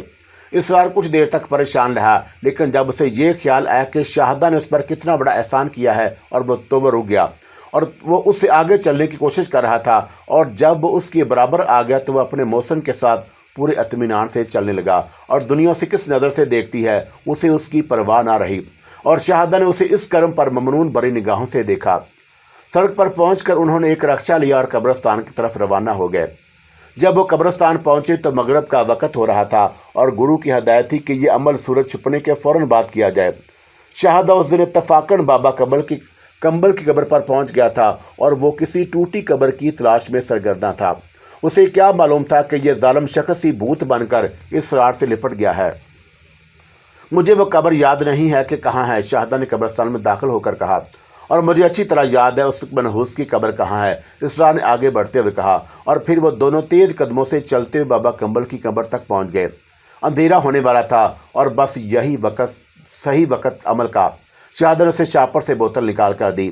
اسرار ناصر نے بوتل کا ڈھکن کھولنے لگا اور ڈھکن کھولتے کھولتے گزرے واقعات کی فلم بہت تیزی سے اس کی نظروں کے سامنے سے گزر گئی۔ اس خبیث شخص نے اس کا گھر جلا دیا تھا اور اس کی چہیتی بیوی کو مار دیا تھا اور اس کے دماغ پر قبضہ کر لیا اور اسے پاگل کر دیا، اور غصے کی ایک تیز لہر اس کے دل سے اٹھی اور اس نے بوتل کا ڈھکنا کھول کر ایک طرف پھینکا اور تین چکر میں اس کالے خون سے قبر کے گرد حصار کھینچ دیا، اور پھر کچھ خون اس نے کتبے پر ڈال دیا، اور کتبے کے نیچے ہی وہ سوراخ تھا جس سے شاہدہ نے بوتل اندر پھینکی تھی۔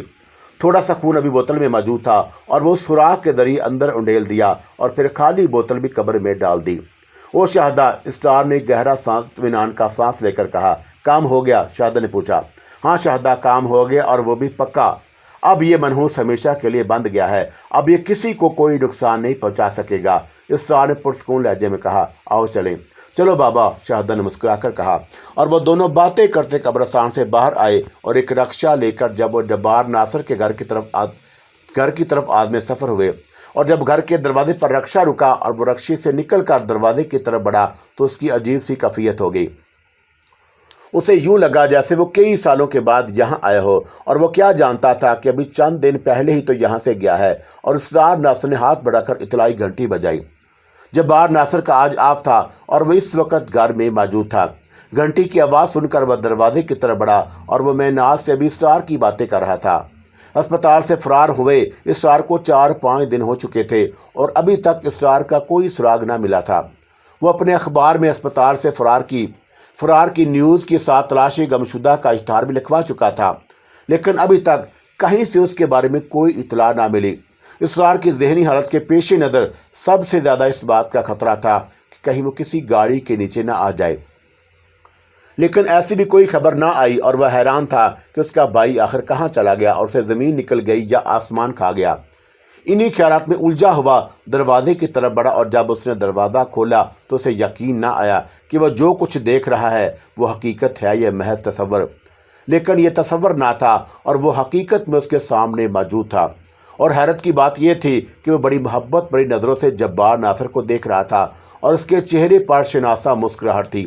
بھائی جان، اسرار ناصر نے بڑے والہانہ انداز میں اپنی باہیں کھول دیں۔ او میرے بھائی، جبار ناصر سے بڑی بے قراری سے اپنی باہوں میں بھر لیا۔ ارے اسرار، تم کہاں چلے گئے تھے؟ کہیں نہیں بھائی جان، میں آپ کو چھوڑ کر بھلا کہاں جا سکتا ہوں؟ اسرار ناصر اپنا چہرہ انبار کی گردن میں ڈالتے ہوئے کہا۔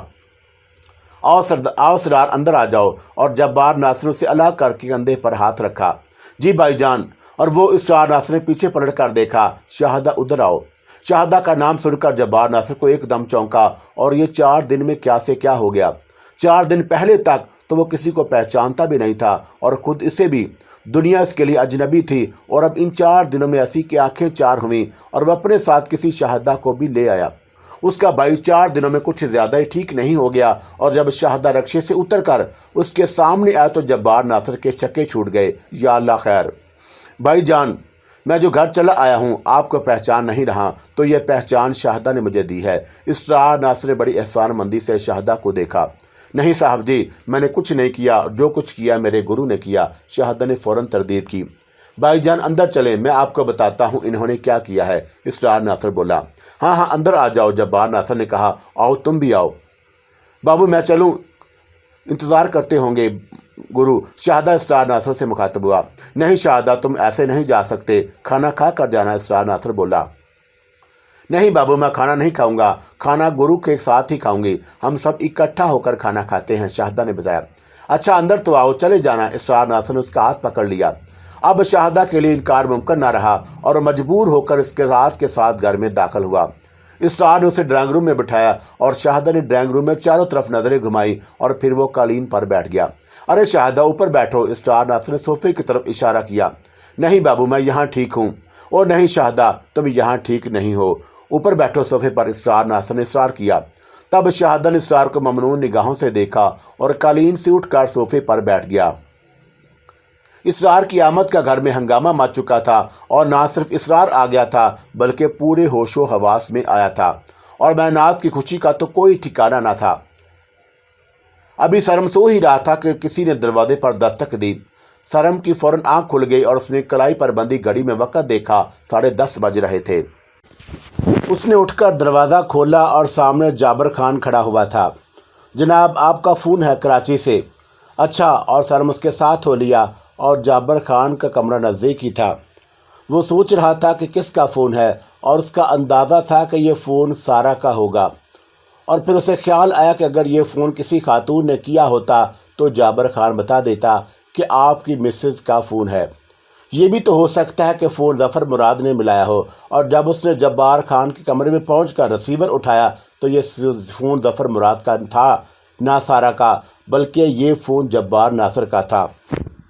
اوہ یار، بڑی زبردست خبر ہے، سنے گا تو حیران رہ جائے گا، جبار ناصر نے اس کی ہیلو کے جواب میں کہا۔ ہاں کیا ہوا، جلدی بتاؤ، اور سرم بے چین ہو کر کہا۔ یار اسرار واپس آ گیا اور بالکل ٹھیک ہو کر، جبار کے لہجے میں خوشی تھی۔ ہیں، اور یہ کیسے ہوا، اور سرم واقع حیران رہ گیا۔ بھئی تمہاری ڈرامہ سیریل میں ایک شاہدہ نامی ہجڑا کام کر رہا تھا اور شاید اس کا گھریلو ملازم کا رول ہے، جبار ناصر نے اسے یاد دلایا۔ ہاں میں اسے جانتا ہوں، سرم فوراً پہچان گیا۔ بس یہ کارنامہ اسی کا ہے، اور اسرار زخمی حالت میں اسے ملا اور وہ اپنے گھر لے گیا۔ وہاں اس کے گرو نے جو اسرار کی حالت دیکھی تو فوراً سمجھ گیا کہ یہ اسیب زدہ ہے، اور بھئی وہ تو بڑا زبردست نکلا اور کالے علم کا ماہر، اور اس کا نام بھی عجیب سا ہے، گرو دعا رانی تو نہیں؟ سرم نے ہنس کر پوچھا۔ یار تمہیں کیسے جانتے ہو؟ جبار ناصر حیران ہوا۔ یہ شاہدہ اسے میرے گھر لا چکا ہے، سرم نے بتایا۔ اور پھر کیا ہوا؟ جبار ناصر نے پوچھا۔ ہونا کیا تھا، اس منحوس کے گرد گرو سمیت سب کو نہ صرف مفلوج کر دیا بلکہ آواز بھی بند کر دی۔ بس پھر کیا تھا کہ یہ لوگ توا چمٹا پھینک کر میرے گھر سے بھاگ گئے۔ پر یار اس نے اسرار کو ٹھیک کر دیا اور بابا کمبل کی خبیث روح سے اسے نجات دلا دی، جبار ناصر نے کہا۔ چلو یہ بہت اچھا ہوا، اور میں اس دن سے اسرار کی حالت دیکھ کر لرز گیا تھا، سرم نے سنجیدگی سے کہا۔ ہم سمجھ رہے تھے کہ صدمے کی وجہ سے اس کی یہ حالت ہوئی ہے، اور اسی لیے اسے نفسیاتی ہسپتال میں داخل کروایا تھا۔ اس کا وہاں سے فرار ہونا اس کے حق میں بہتر ہی ہوا، اور نہ وہ فرار ہوتا اور نہ شاہدہ اس کے ترس کھا کر اپنے گھر لے جاتا، جبار ناصر نے کہا۔ بس یار اب تو سختی سے تنبیہ کرنا کہ اس جادو بادو کے چکر میں نہ پڑے، سرم نے فکر مندی سے کہا۔ میں کیا تنبیہ کروں گا، اس کی خود جان نکلی ہوئی ہے اور جادو کے نام پر 100 بار کان پکڑتا ہے، اور وہ آستانہ کمالیہ جانے کو کہہ رہا تھا، جبار ناصر نے اسے بتایا۔ شاہ صاحب کے پاس؟ ہاں، جبار ناصر بولا۔ اس سے کہو کہ میرا انتظار کرے کیونکہ شاہ صاحب یہاں ہیں میرے ساتھ۔ ہاں یار تم اپنا تو بتاؤ، کیا ہو رہا ہے؟ جبار ناصر کو یکدم یاد آیا۔ بڑے عجیب و غریب واقعات پیش آئے ہیں یہاں، آ کر بتاؤں گا، سرم نے جابر خان کی طرف دیکھتے ہوئے کہا۔ کب تک آؤ گے واپس؟ کچھ نہیں کہہ سکتا، آج شاہ صاحب سے بات کروں گا۔ تم آؤ اور میں تمہارا انتظار کر رہا ہوں، اپنا خیال رکھنا، جبار ناصر نے پرخلوص لہجے میں کہا۔ وہ کہ اللہ حافظ، اور سرم نے ریسیور رکھ دی اور جابر خان کا شکریہ ادا کر کے اس کے کمرے سے نکل آیا۔ اسرار ناصر پر اب تک جو بیتی تھی وہ اس پر پوری طرح آشکار ہو گئی، اور اسے معلوم ہو گیا تھا کہ وہ کن عذابوں سے گزرا تھا۔ عملیات کے شوق نے اسے کہیں کا نہ چھوڑا، اور وہ دین کا رہا نہ دنیا کا، اور وہ دھوبی کا کتا بن گیا تھا جو گھر کا ہوتا ہے نہ گھاٹ کا۔ اسرار کو عملیات سے ضرور دلچسپی تھی، لیکن عملیات کے ذریعے کسی کی جان لینا اسے پسند نہ تھا، اور یہ اور بات ہے کہ بابا کمل کی شاگردی میں رہ کر اسے ان کاموں میں تعاون کرنا پڑا، اور ایسا اس نے مجبوراً کیا تھا۔ اس کا دل ہمیشہ کرتا رہتا، اور بابا کمل ایک سفاک قاتل تھا۔ اس نے اپنی طاقت بڑھانے کے لیے اسرار کی بلی دینا چاہی، لیکن اسرار نے اپنے گرو کے تیور پڑھ لیے، اور اس سے پہلے کہ وہ اسے قربان کر کے اپنی طاقت بڑھا لیتا، اسرار نے اس پر تیزاب پھینک کر اپنی جان بچا لی۔ اسرار کی جان تو بچ گئی، اور پھر بابا کمل کی خبیث روح نے انتقامی کارروائی شروع کر دی۔ اس نے سمینہ کی جان لی اور اس گھر کو جلایا، اور طرح طرح سے اس کا سکون برباد کیا، اور پھر بھی انتقام کی آگ نہ ٹھنڈی ہوئی تو اس کے دماغ پر قبضہ کر کے پاگل کر دیا، اسے در بدر کر دیا، اور اس کی آنکھوں سے پہچان مٹ گئی، اور جانے کہاں کہاں بھٹکتا پھرا۔ اور وہ تو بھلا ہو شاہدہ کا کہ جانے اس کے دل میں کیا آیا کہ وہ اب سے اپنے گھر لے گیا۔ اور جب کسی کو ٹھیک ہونا ہوتا ہے تو ایسے ہی راستہ کھلتا ہے، اور گرو دعا رانی نے بابا کمل کی خبیث روح کو ایسا چت کیا کہ اس اسرار کی جان چھوڑتے ہی بنی۔ اور اسرار گرو دعا رانی کا بہت ممنون و احسان تھا۔ اس نے وہ کام دکھایا تھا کہ بڑے بڑے عمل نہ کر پائیں، اور اسرار کی بینک میں ایک خطیر رقم موجود تھی۔ اس نے 1,00,000 روپیہ بینک سے نکلوائے اور گرو کے ہاتھ پر جا رکھے۔ گرو نے اس رقم کو قبول کرنے سے پہلے شاہدہ کی طرف دیکھا۔ شاہدہ کیا کہتی ہے؟ لے لو گرو، اور خوشی سے دے رہے ہیں تو قبول کر لو، شاہدہ نے فوراً کہا۔ تب گرو نے وہ رقم خوشی سے قبول کر لی، اور آدھی رقم اپنے پاس رکھ کے گرو نے اسی وقت بقیہ رقم اپنے چیلوں میں تقسیم کر دی، اور رقم ملتے ہی گھر میں جشن کا سماں ہو گیا۔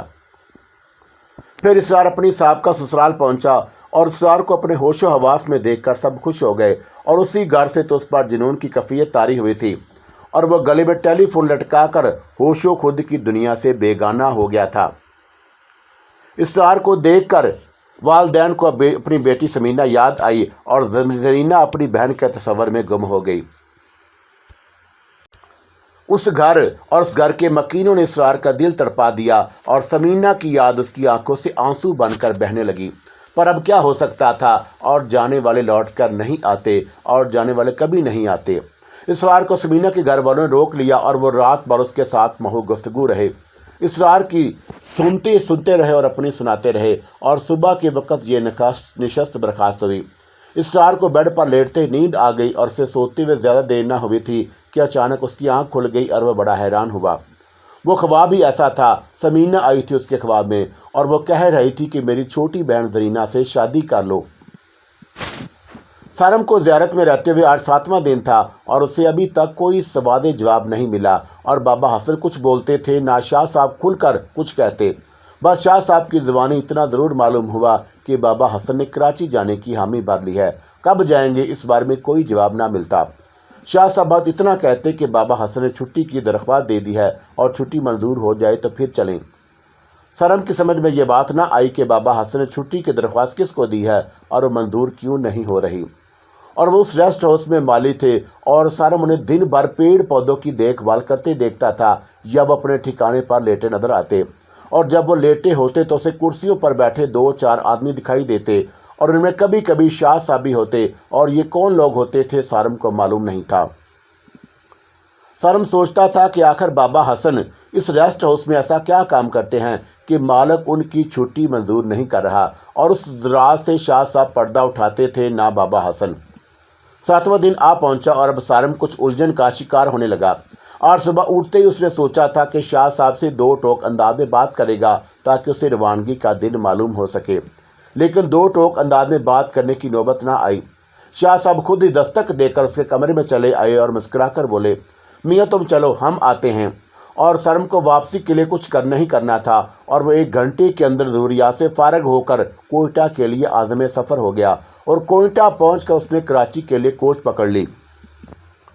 رات 11:30 بجے وہ کراچی پہنچا، اور ظفر براد نے اگرچہ اسے کہا تھا کہ وہ اڈے پر اسے لینے پہنچ جائے گا، لیکن سارم نے سختی سے منع کر دیا تھا کہ خواہ مخواہ زحمت ہوگی، اور وہ بآسانی ٹیکسی پکڑ کر گھر پہنچ جائے گا۔ اور جب وہ ٹیکسی کے ذریعے گھر پہنچا تو ایک جان لیوا خبر اس کی منتظر تھی، اور سارا گھر سے غائب ہو گئی تھی۔ سارم زیارت سے بڑا خوش واپس آیا تھا، اور اسے نہ صرف بابا جی مل گئے تھے بلکہ وہاں شاہ صاحب بھی موجود تھے، اور وہ دونوں اس کے گھر سے گدوں کا بسیرا ختم کرنے آ رہے تھے، اور سارم کی کراچی روانگی سے قبل تفصیلی بات ہوئی تھی، اور اسے پوری امید تھی کہ یہ دونوں بزرگ کاکور سے نہ صرف نجات دلا دیں گے بلکہ اس کو ایک عبرتناک انجام سے بھی دوچار کریں گے، اور تب بھی اس کے دل میں بھڑکتی آگ ٹھنڈی ہوگی۔ کراچی پہنچا تو اس کے دل میں بھڑکی آگ ٹھنڈی ہونے کے بجائے مزید بڑھ گئی۔ سارا گھر سے غائب ہو گئی تھی اور اسے یقین تھا کہ اس کارروائی کے پیچھے کاکور کا ہاتھ ہے، اور اس شرعی مخلوق نے تو زیارت میں بھی اس کے ہاتھ دکھا دیا تھا۔ یہاں پہنچا تو ایک روح فرسا خبر اس کی منتظر تھی۔ سارا جب سے ظفر مراد کے گھر آئی تھی بڑے پرسکون انداز میں رہ رہی تھی، اور اس نے یہاں آ کر پہلی رات تو بے قراری دکھائی، لیکن سارم کے غصہ ہونے کی وجہ سے وہ پھر حسن کا نام اپنے زبان پر نہیں لائی، اور اپنے حسن کے بارے میں کسی سے بات کرنے کی بھی اب ضرورت نہیں رہی۔ اس کے لاشعور نے حسن تک پہنچنے کا ایک اور ذریعہ نکال لیا تھا، اور اس میں شرعی مخلوق کی شرارت شامل تھی اور کوئی نہیں جانتا تھا۔ پھر جیسے ہی سارا کو سارم کی واپسی کی اطلاع ملی اور بظاہر اس نے خوشی کا اظہار کیا، لیکن اندر ہی اندر اس پر افسردگی کا دورہ پڑ گیا۔ اسے بے اختیار حسن یاد آنے لگا، اور اس نے کئی بار کمرہ بند کر کے اپنے گھر ٹیلی فون کیا، لیکن کسی سے نہیں اٹھایا، اور ٹیلی فون کی گھنٹی بجتی ہی رہی۔ اور پہلے یہ ہوتا تھا کہ وہ اپنے گھر یہ سوچ کر ٹیلی فون ملاتی کہ ادھر سے کوئی اٹھا لے گا، اور ہوتا بھی ایسا ہی تھا۔ یہی نہیں کہ ٹیلی فون اٹھا لیا جاتا، بلکہ ٹیلی فون اٹھاتے ہی منظر بدل جاتا اور وہ خود کو حسن کے پاس پاتی۔ آج باوجود کوشش کے ایسا نہیں ہوا، اور وہ حسن کے لیے بے چین تھی، اور حسن کی یاد اسے پاگل کیے دے رہی تھی، اور بار بار کوئی اکسا رہا تھا، کہہ رہا تھا کہ اپنے گھر چلو، اپنے گھر چلو۔ اس کی بڑی ہوئی بے چینی نے بالآخر اسے نتیجے پر پہنچا دیا کہ وہ چپکے سے گھر سے نکل بھاگے۔ ظفر مراد کے گھر میں وہ پوری طرح اطمینان اور سکون سے رہ رہی تھی، اور اس لیے اس پر پہرا اتنا سخت نہیں تھا، لیکن اس کا یہ مطلب بھی نہیں تھا کہ سارا جب چاہے اس گھر سے اونٹ کی طرح منہ اٹھائے نکل جائے۔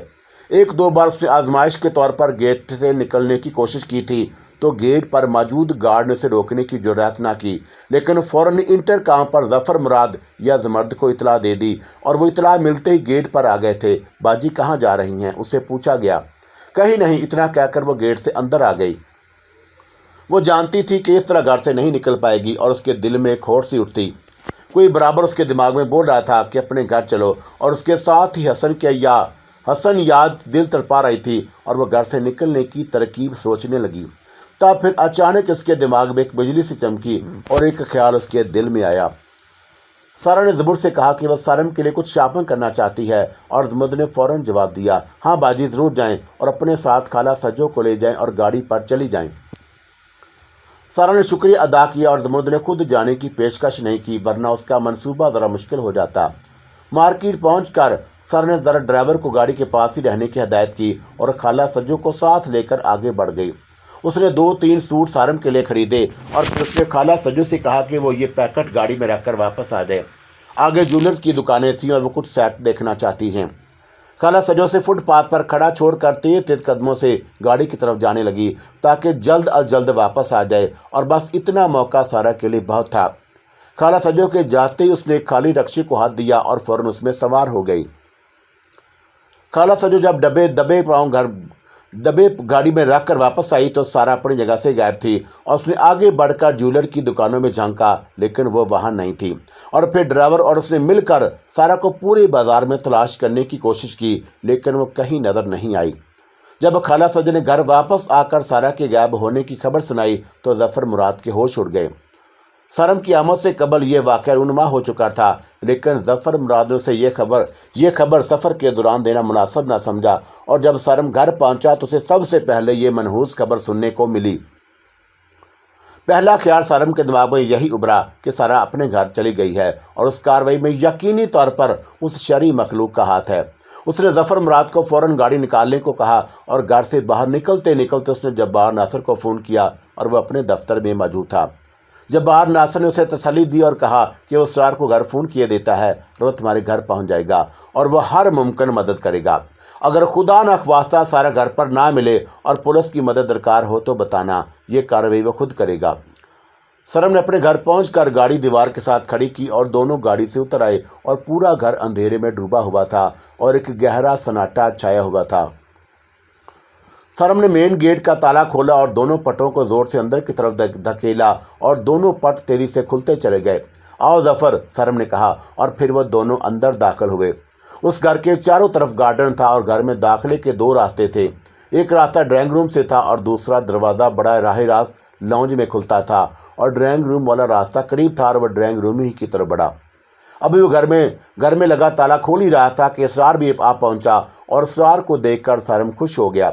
इसरार वो वह शख्स था जो इस घर के हालात से अच्छी तरह वाकिफ था। वही पहली बार सारम को शाह साहब के पास लेकर गया था और यहाँ होने वाली सारी कार्रवाई में मौजूद था। ये और बात है कि बाबा कम्बल के चक्कर में आकर शाह साहब की लगाई बंदिश को तोड़ बैठा। बहरहाल इस वक्त आने वाला इसरार पहले के इसरार से बिल्कुल मुख्तलिफ था। अब वो सदक दिल से चाहता था कि सारम उस शरी मखलूक से निजात पा जाए और इस सिलसिले में वो हर मुमकिन मदद करने को तैयार था। यही वजह थी कि वह जब्बार का फ़ोन मिलते ही आधी रात को सारम के घर आ पहुंचा।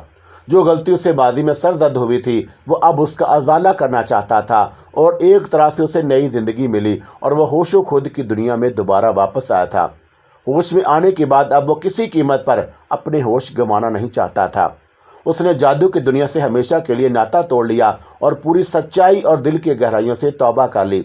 आग भरा रास्ता छोड़ दिया और वह इबलीसी रास्ता जिसकी हर शाख दोज़ख की तरफ जाती थी तर्क कर दिया और उसने तय कर लिया था कि वह लोगों की खिदमत करेगा, नूरी रास्ते पर चलेगा और अब वह शाह साहब के कदमों में बैठेगा और उनकी जूतियां सीधी करेगा और उनसे कुछ सीखेगा। वो पैसा जो उसे बाबा कम्बल के घर से हासिल हुआ था और वो रकम जो उसने काले इल्म के ज़रिए कमाई थी वो उसके लिए बट्टी हो गई थी और उसने फैसला कर लिया कि इस रकम को वो किसी फलाही इदारे को दे देगा। और लियाकताबाद का वो घर जिसे बाबा कम्बल ने जला दिया था और जिसे उसने बाबा कम्बल का घर बेचकर खरीदा था, वो चाहता था कि उस घर को शाहदा को अता कर दे और वो लोग किराए के मकान में रहते थे और वो बेघर थे।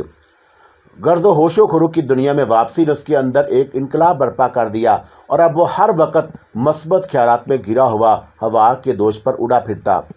और वो ख्वाब जो उसने समीना के घर में दिखाई दिया था उस ख्वाब ने उसके दिलो दिमाग पर गहरा तासर छोड़ा। उस रात ख्वाब में उसे समीना दिखाई दी और ख्वाब में उसने दरख्वास्त ज़ाहिर की थी कि वह उसकी छोटी बहन से शादी कर ले। और ये ख्वाहिश उसने सिर्फ इसरार से नहीं की थी बल्कि उसने अम्मी और अपनी बहन जरीना के ख्वाब में भी आकर उस ख्वाहिश का इजहार किया था। और इस तरह समीना ने एक रात में 20 वक्त 3 अशखास से उस ख्वाहिश का इजहार किया था। जब मैं नाज को इसरार उस ख्वाब के बारे में बताया तो ये बात उसके दिल को अच्छी लगी और वो खुश होकर बोली, इसरार ये ख्वाहिश तो बुरी नहीं और मैं जब्बार से बात करती हूँ और फिर चलकर जरीना का रिश्ता मांगते हैं। इसरार ने कोई जवाब ना दिया और बस वह हंस कर रह गया, लेकिन चेहरे पर आने वाली सुर्खी ने सारा राज खोल दिया। इसरार इस वक्त सारा के घर में था और उसके पीछे पीछे चल रहा था और सारा घर से गायब हो गई थी। वो कहाँ थी और इस रात से पर्दा उठाना था, लेकिन ये राज खुलता हुआ नजर नहीं आ रहा था। सरम जिस कमरे में भी दाखिल हो रहा था उस कमरे की लाइट जलाता जा रहा था और यहाँ तक कि अब पूरा घर रोशन हो चुका और उन्होंने घर का कोना कोना छान मारा, लेकिन सारा का कोई सुराग ना लगा था। सरम ने ऊपर का पोर्शन भी अच्छी तरह देख लिया, लेकिन सारा उस घर में कहीं मौजूद ना थी। और पूरा घर चेक करने के बाद वह ड्राइंग रूम में आकर बैठे। यहाँ तो सारा मौजूद नहीं, सरम ने परेशान कुन अंदाज में कहा। और आखिर भाभी कहाँ चली गई? इसरार बोला। सरम भाई, हमें पुलिस में रिपोर्ट करना चाहिए, कहीं किसी ने अगवा ना कर लिया हो, जफर मुराद ने कुछ सोच कर कहा। शाह साहब इस वक्त कहाँ हैं? इसरार ने पूछा। मेरा ख्याल है कि वह रास्ते में होंगे और उन्होंने यहाँ सुबह पहुँचने ही को कहा था। और ये तस्दीक कैसे हो कि वह रास्ते में है? इसरार बोला। सरम सोच में पड़ गया कि शाह साहब के पास मोबाइल फ़ोन नाम की कोई चीज़ ना थी और अगर मोबाइल होता तो फौरी तौर पर राब्ता करके मालूम हो जाता कि वो इस वक्त कहाँ है। सरम ने वक्त देखा, रात का 1:30 बजा था और अब एक ही ज़रिया था कि वो ज़ैरत फ़ोन करके देखे और जाबर खान से इतना ज़रूर मालूम हो जाएगा कि वो ज़रा से चल पड़े हैं या नहीं। सरम ने अपने मोबाइल से ज़ैरत के अनोशा हाउस पर राब्ता कायम किया और 3 घंटियाँ बजने के बाद जाबर खान की नींद में डूबी हुई आवाज़ उभरी, हेलो। और जाबर खान, मैं सरम बोल रहा हूँ, क्या शाह साहब चले गए? सरम ने बराह रास्त मतलब की बात की। चला गया। और ये कहकर उसने खट से रिसीवर रख दिया और अगला सवार करने का मौका ना दिया। सरम ने मोबाइल कान से हटाकर ऑफ किया और इसरार को देखा। क्या हुआ? शाह साहब ज़रा से तो निकल गए हैं और मेरा ख्याल है कि वो इस वक्त कोयटा से आने वाली कोच में होंगे। और फिर वो उठते हुए बोला, चलो फिर यहाँ बैठकर क्या करना? सरम भाई, पुलिस को इतला दें, जफर मुराद ने उठते हुए कहा। मेरा ख्याल है कि शाह साहब के आने का इंतज़ार कर लिया जाए। और सरम की बजाय इसरार ने जवाब दिया। फिर वो ये फैसला करके सुबह तक इंतजार करना है घर से बाहर निकल आए और इसरार ने मेन गेट का ताला बंद करके चाबी सरम को दी और सरम ने पूछा कि तुम्हें कहाँ छोड़ूं? मुझे कहीं ना छोड़े, मैं आपके साथ चल रहा हूँ, इसरार पुरखलूस लहजे में बोला। चलो ये अच्छा है, सरम ने खुश होकर कहा।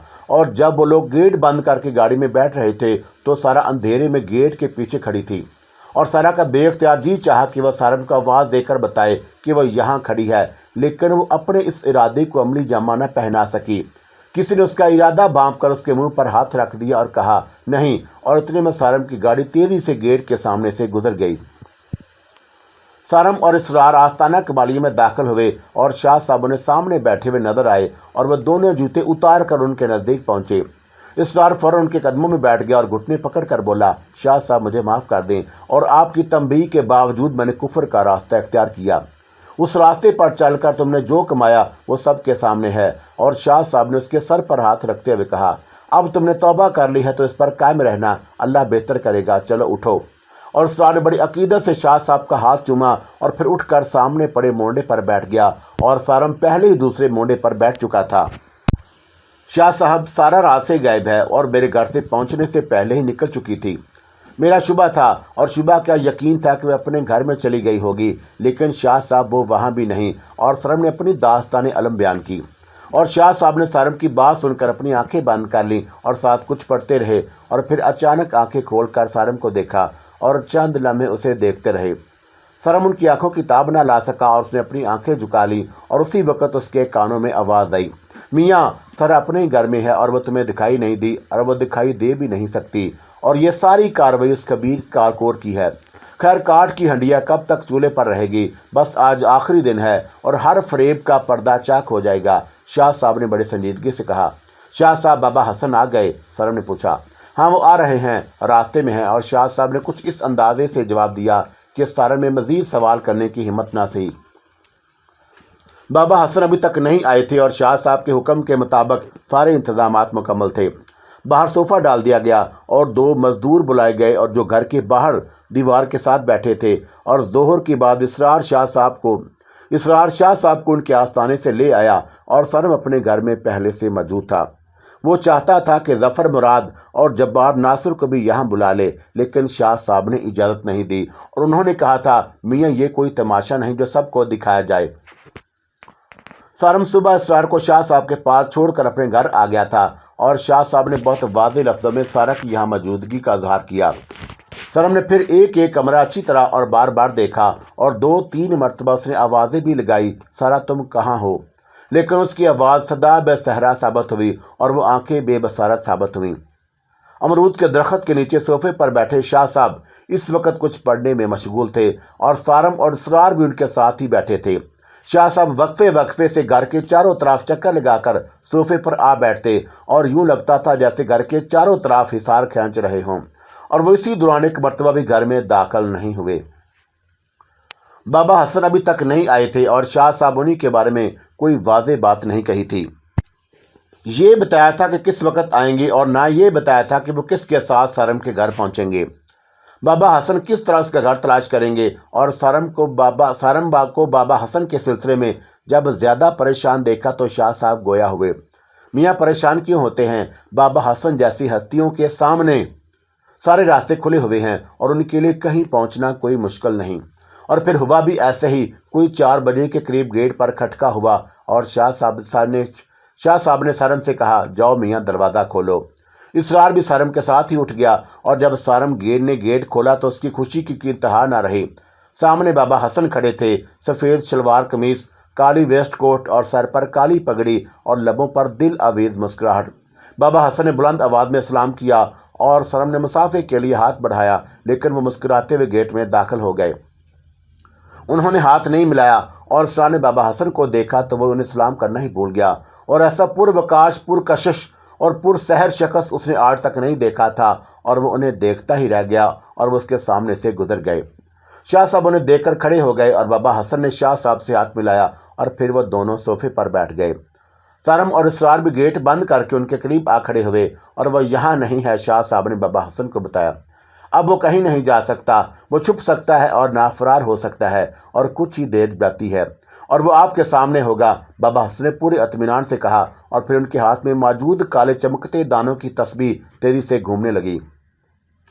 اسی وقت گھر سے اندر سے آوازیں آنے لگی اور گھر کے دروازے دھاڑ دھاڑ بند ہو رہے تھے، اور ایسے معلوم ہوتا تھا جیسے تیز ہوا کے باعث دروازے کھل رہے ہوں اور بند ہو رہے ہوں، اور جب دروازہ بند ہوتا تو ایک زوردار دھماکے کی آواز آتی، ٹھاک، اور بابا حسن اور شاہ صاحب پورے سکون سے بیٹھے ہوئے تھے، البتہ ان کی نظریں گھر کی طرف ضرور تھی جیسے کسی چیز کے منتظر ہوں، اور تب وہ چیز جس کی وہ دونوں منتظر تھے گھر سے برآمد ہوئی۔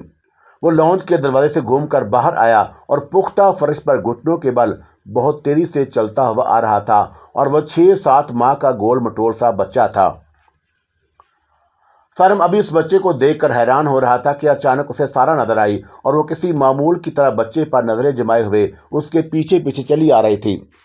سارم سارا کو دیکھ کر بے قرار ہو گیا، اور وہ لپک کر اس کی طرف بڑھنے کو تھا کہ بابا حسن نے اس کو ہاتھ کے اشارے سے روک دیا۔ نہیں، اور وہ رک گیا، لیکن اس کی بے چینی دور نہ ہوئی۔ یہ کیا طلسم تھا، اور جس بچے کو وہ اب تک سارا کا فریب سمجھتا رہا تھا وہ تو حقیقت میں موجود تھا، اور ہاتھوں اور گھٹنوں کے بل بڑی تیزی سے چلتا ہوا آ رہا تھا، اور اس کا مطلب ہے کہ سارا کچھ کہتی تھی کہ اس کا حسن یہاں رہتا ہے۔ اور پھر وہ بچہ چلتے چلتے رک گیا، اور بچے کے ساتھ سارا بھی 2 قدم پیچھے رک گئی، اور اس کی نظریں اب بھی بچے کی طرف تھیں، اور اس نے ان لوگوں کی موجودگی کا کوئی نوٹس نہیں لیا، اور جیسے اسے احساس ہی نہ ہو کہ بچے اور اس کے علاوہ یہاں کوئی اور بھی ہے، اور سب سے بڑھ کر اس کا چہیتا شوہر سارم۔ بابا حسن نے اشارہ کیا، اور اس اشارے کو سمجھتے ہوئے شاہ صاحب نے اسرار سے کہا، پانی، اور یہ سنتے ہی اسرار فوراً گھر کے اندر کی طرف بھاگا اور چند لمحوں میں ایک گلاس پانی لے آیا، اور بابا حسن نے اس گلاس میں 3 بار پھونکے ماری اور گلاس اسرار کو واپس کرتے ہوئے کہا، اس بچے کے سر پر ڈال دو۔ اسرار پانی سے بھرا ہوا گلاس لے کر بہت تیز احتیاط سے آگے بڑھا، اور پھر اس نے بچے کے نزدیک پہنچ کر پورا گلاس اس کے سر پر الٹ دیا۔ پانی سر پر گرتے ہی بچے نے ایک زوردار چیخ ماری، اور یہ ایک غیر انسانی چیخ تھی، اور ساکت ہو گیا، اور جیسے چابی ختم ہو گئی ہو، اور پھر وہ یک دم غبارے کی طرح پھٹا، اور اس کے اندر سے روئی نکل کر چاروں طرف بکھر گئی۔ اس روئی کے درمیان سے ایک گدھ برآمد ہوا، اور تیزی سے پرواز کرتا ہوا سارا کے اوپر سے گزرتا فضا میں تحلیل ہو گیا۔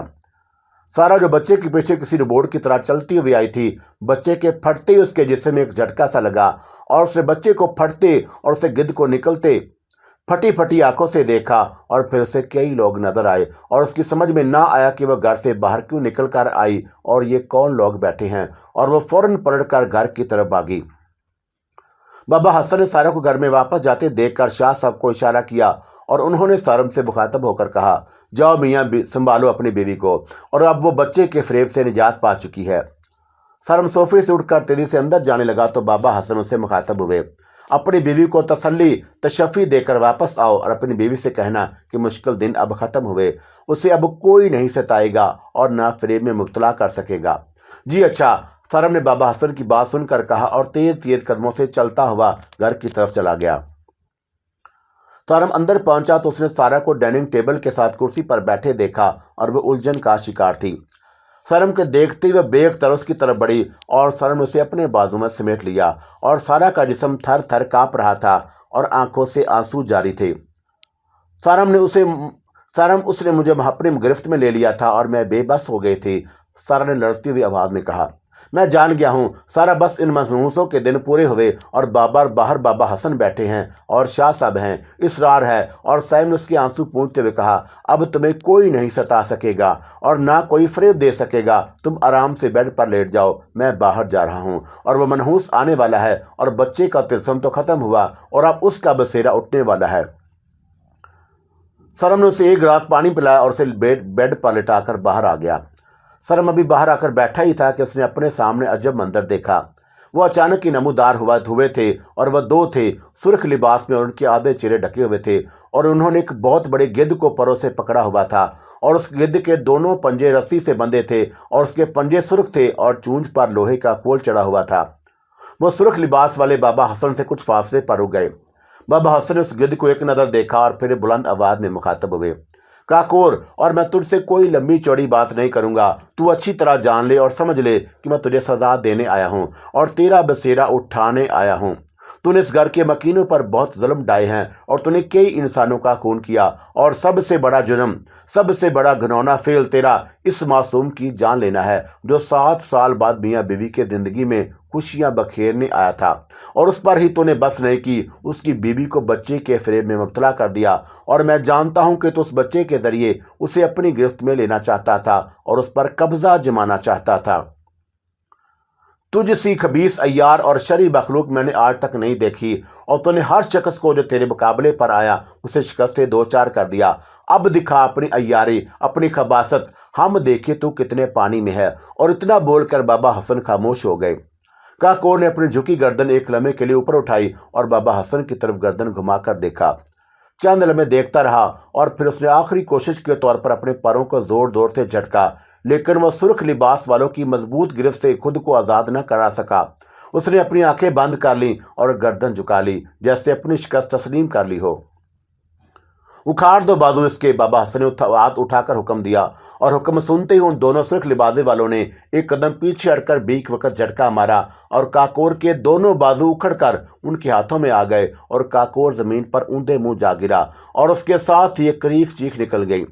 काकोर के बाजू उखड़ते ही और इसी तरह बे पर गिरते देखकर सारम के दिल में भड़कती इंतकाम की आग धीमी होने लगी, और उसने खड़े होकर एक पुरजोश नारा मारा और बोला, बाबा मुझे इजाज़त दीजिए, अब मैं इसकी खाल उधेड़ दूंगा, इसके टुकड़े करूंगा।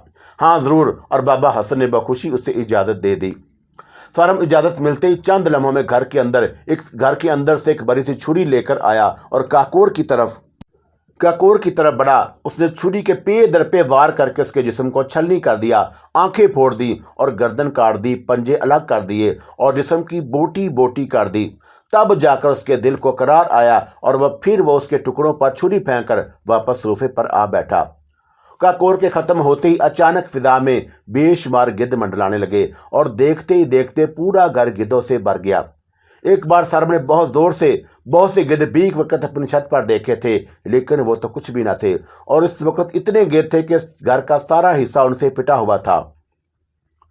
इन गिद्धों को बाबा हसन बड़ी दिलचस्पी से देख रहे थे, और ये गिद्ध बाबा हसन से 6 फुट दूर थे।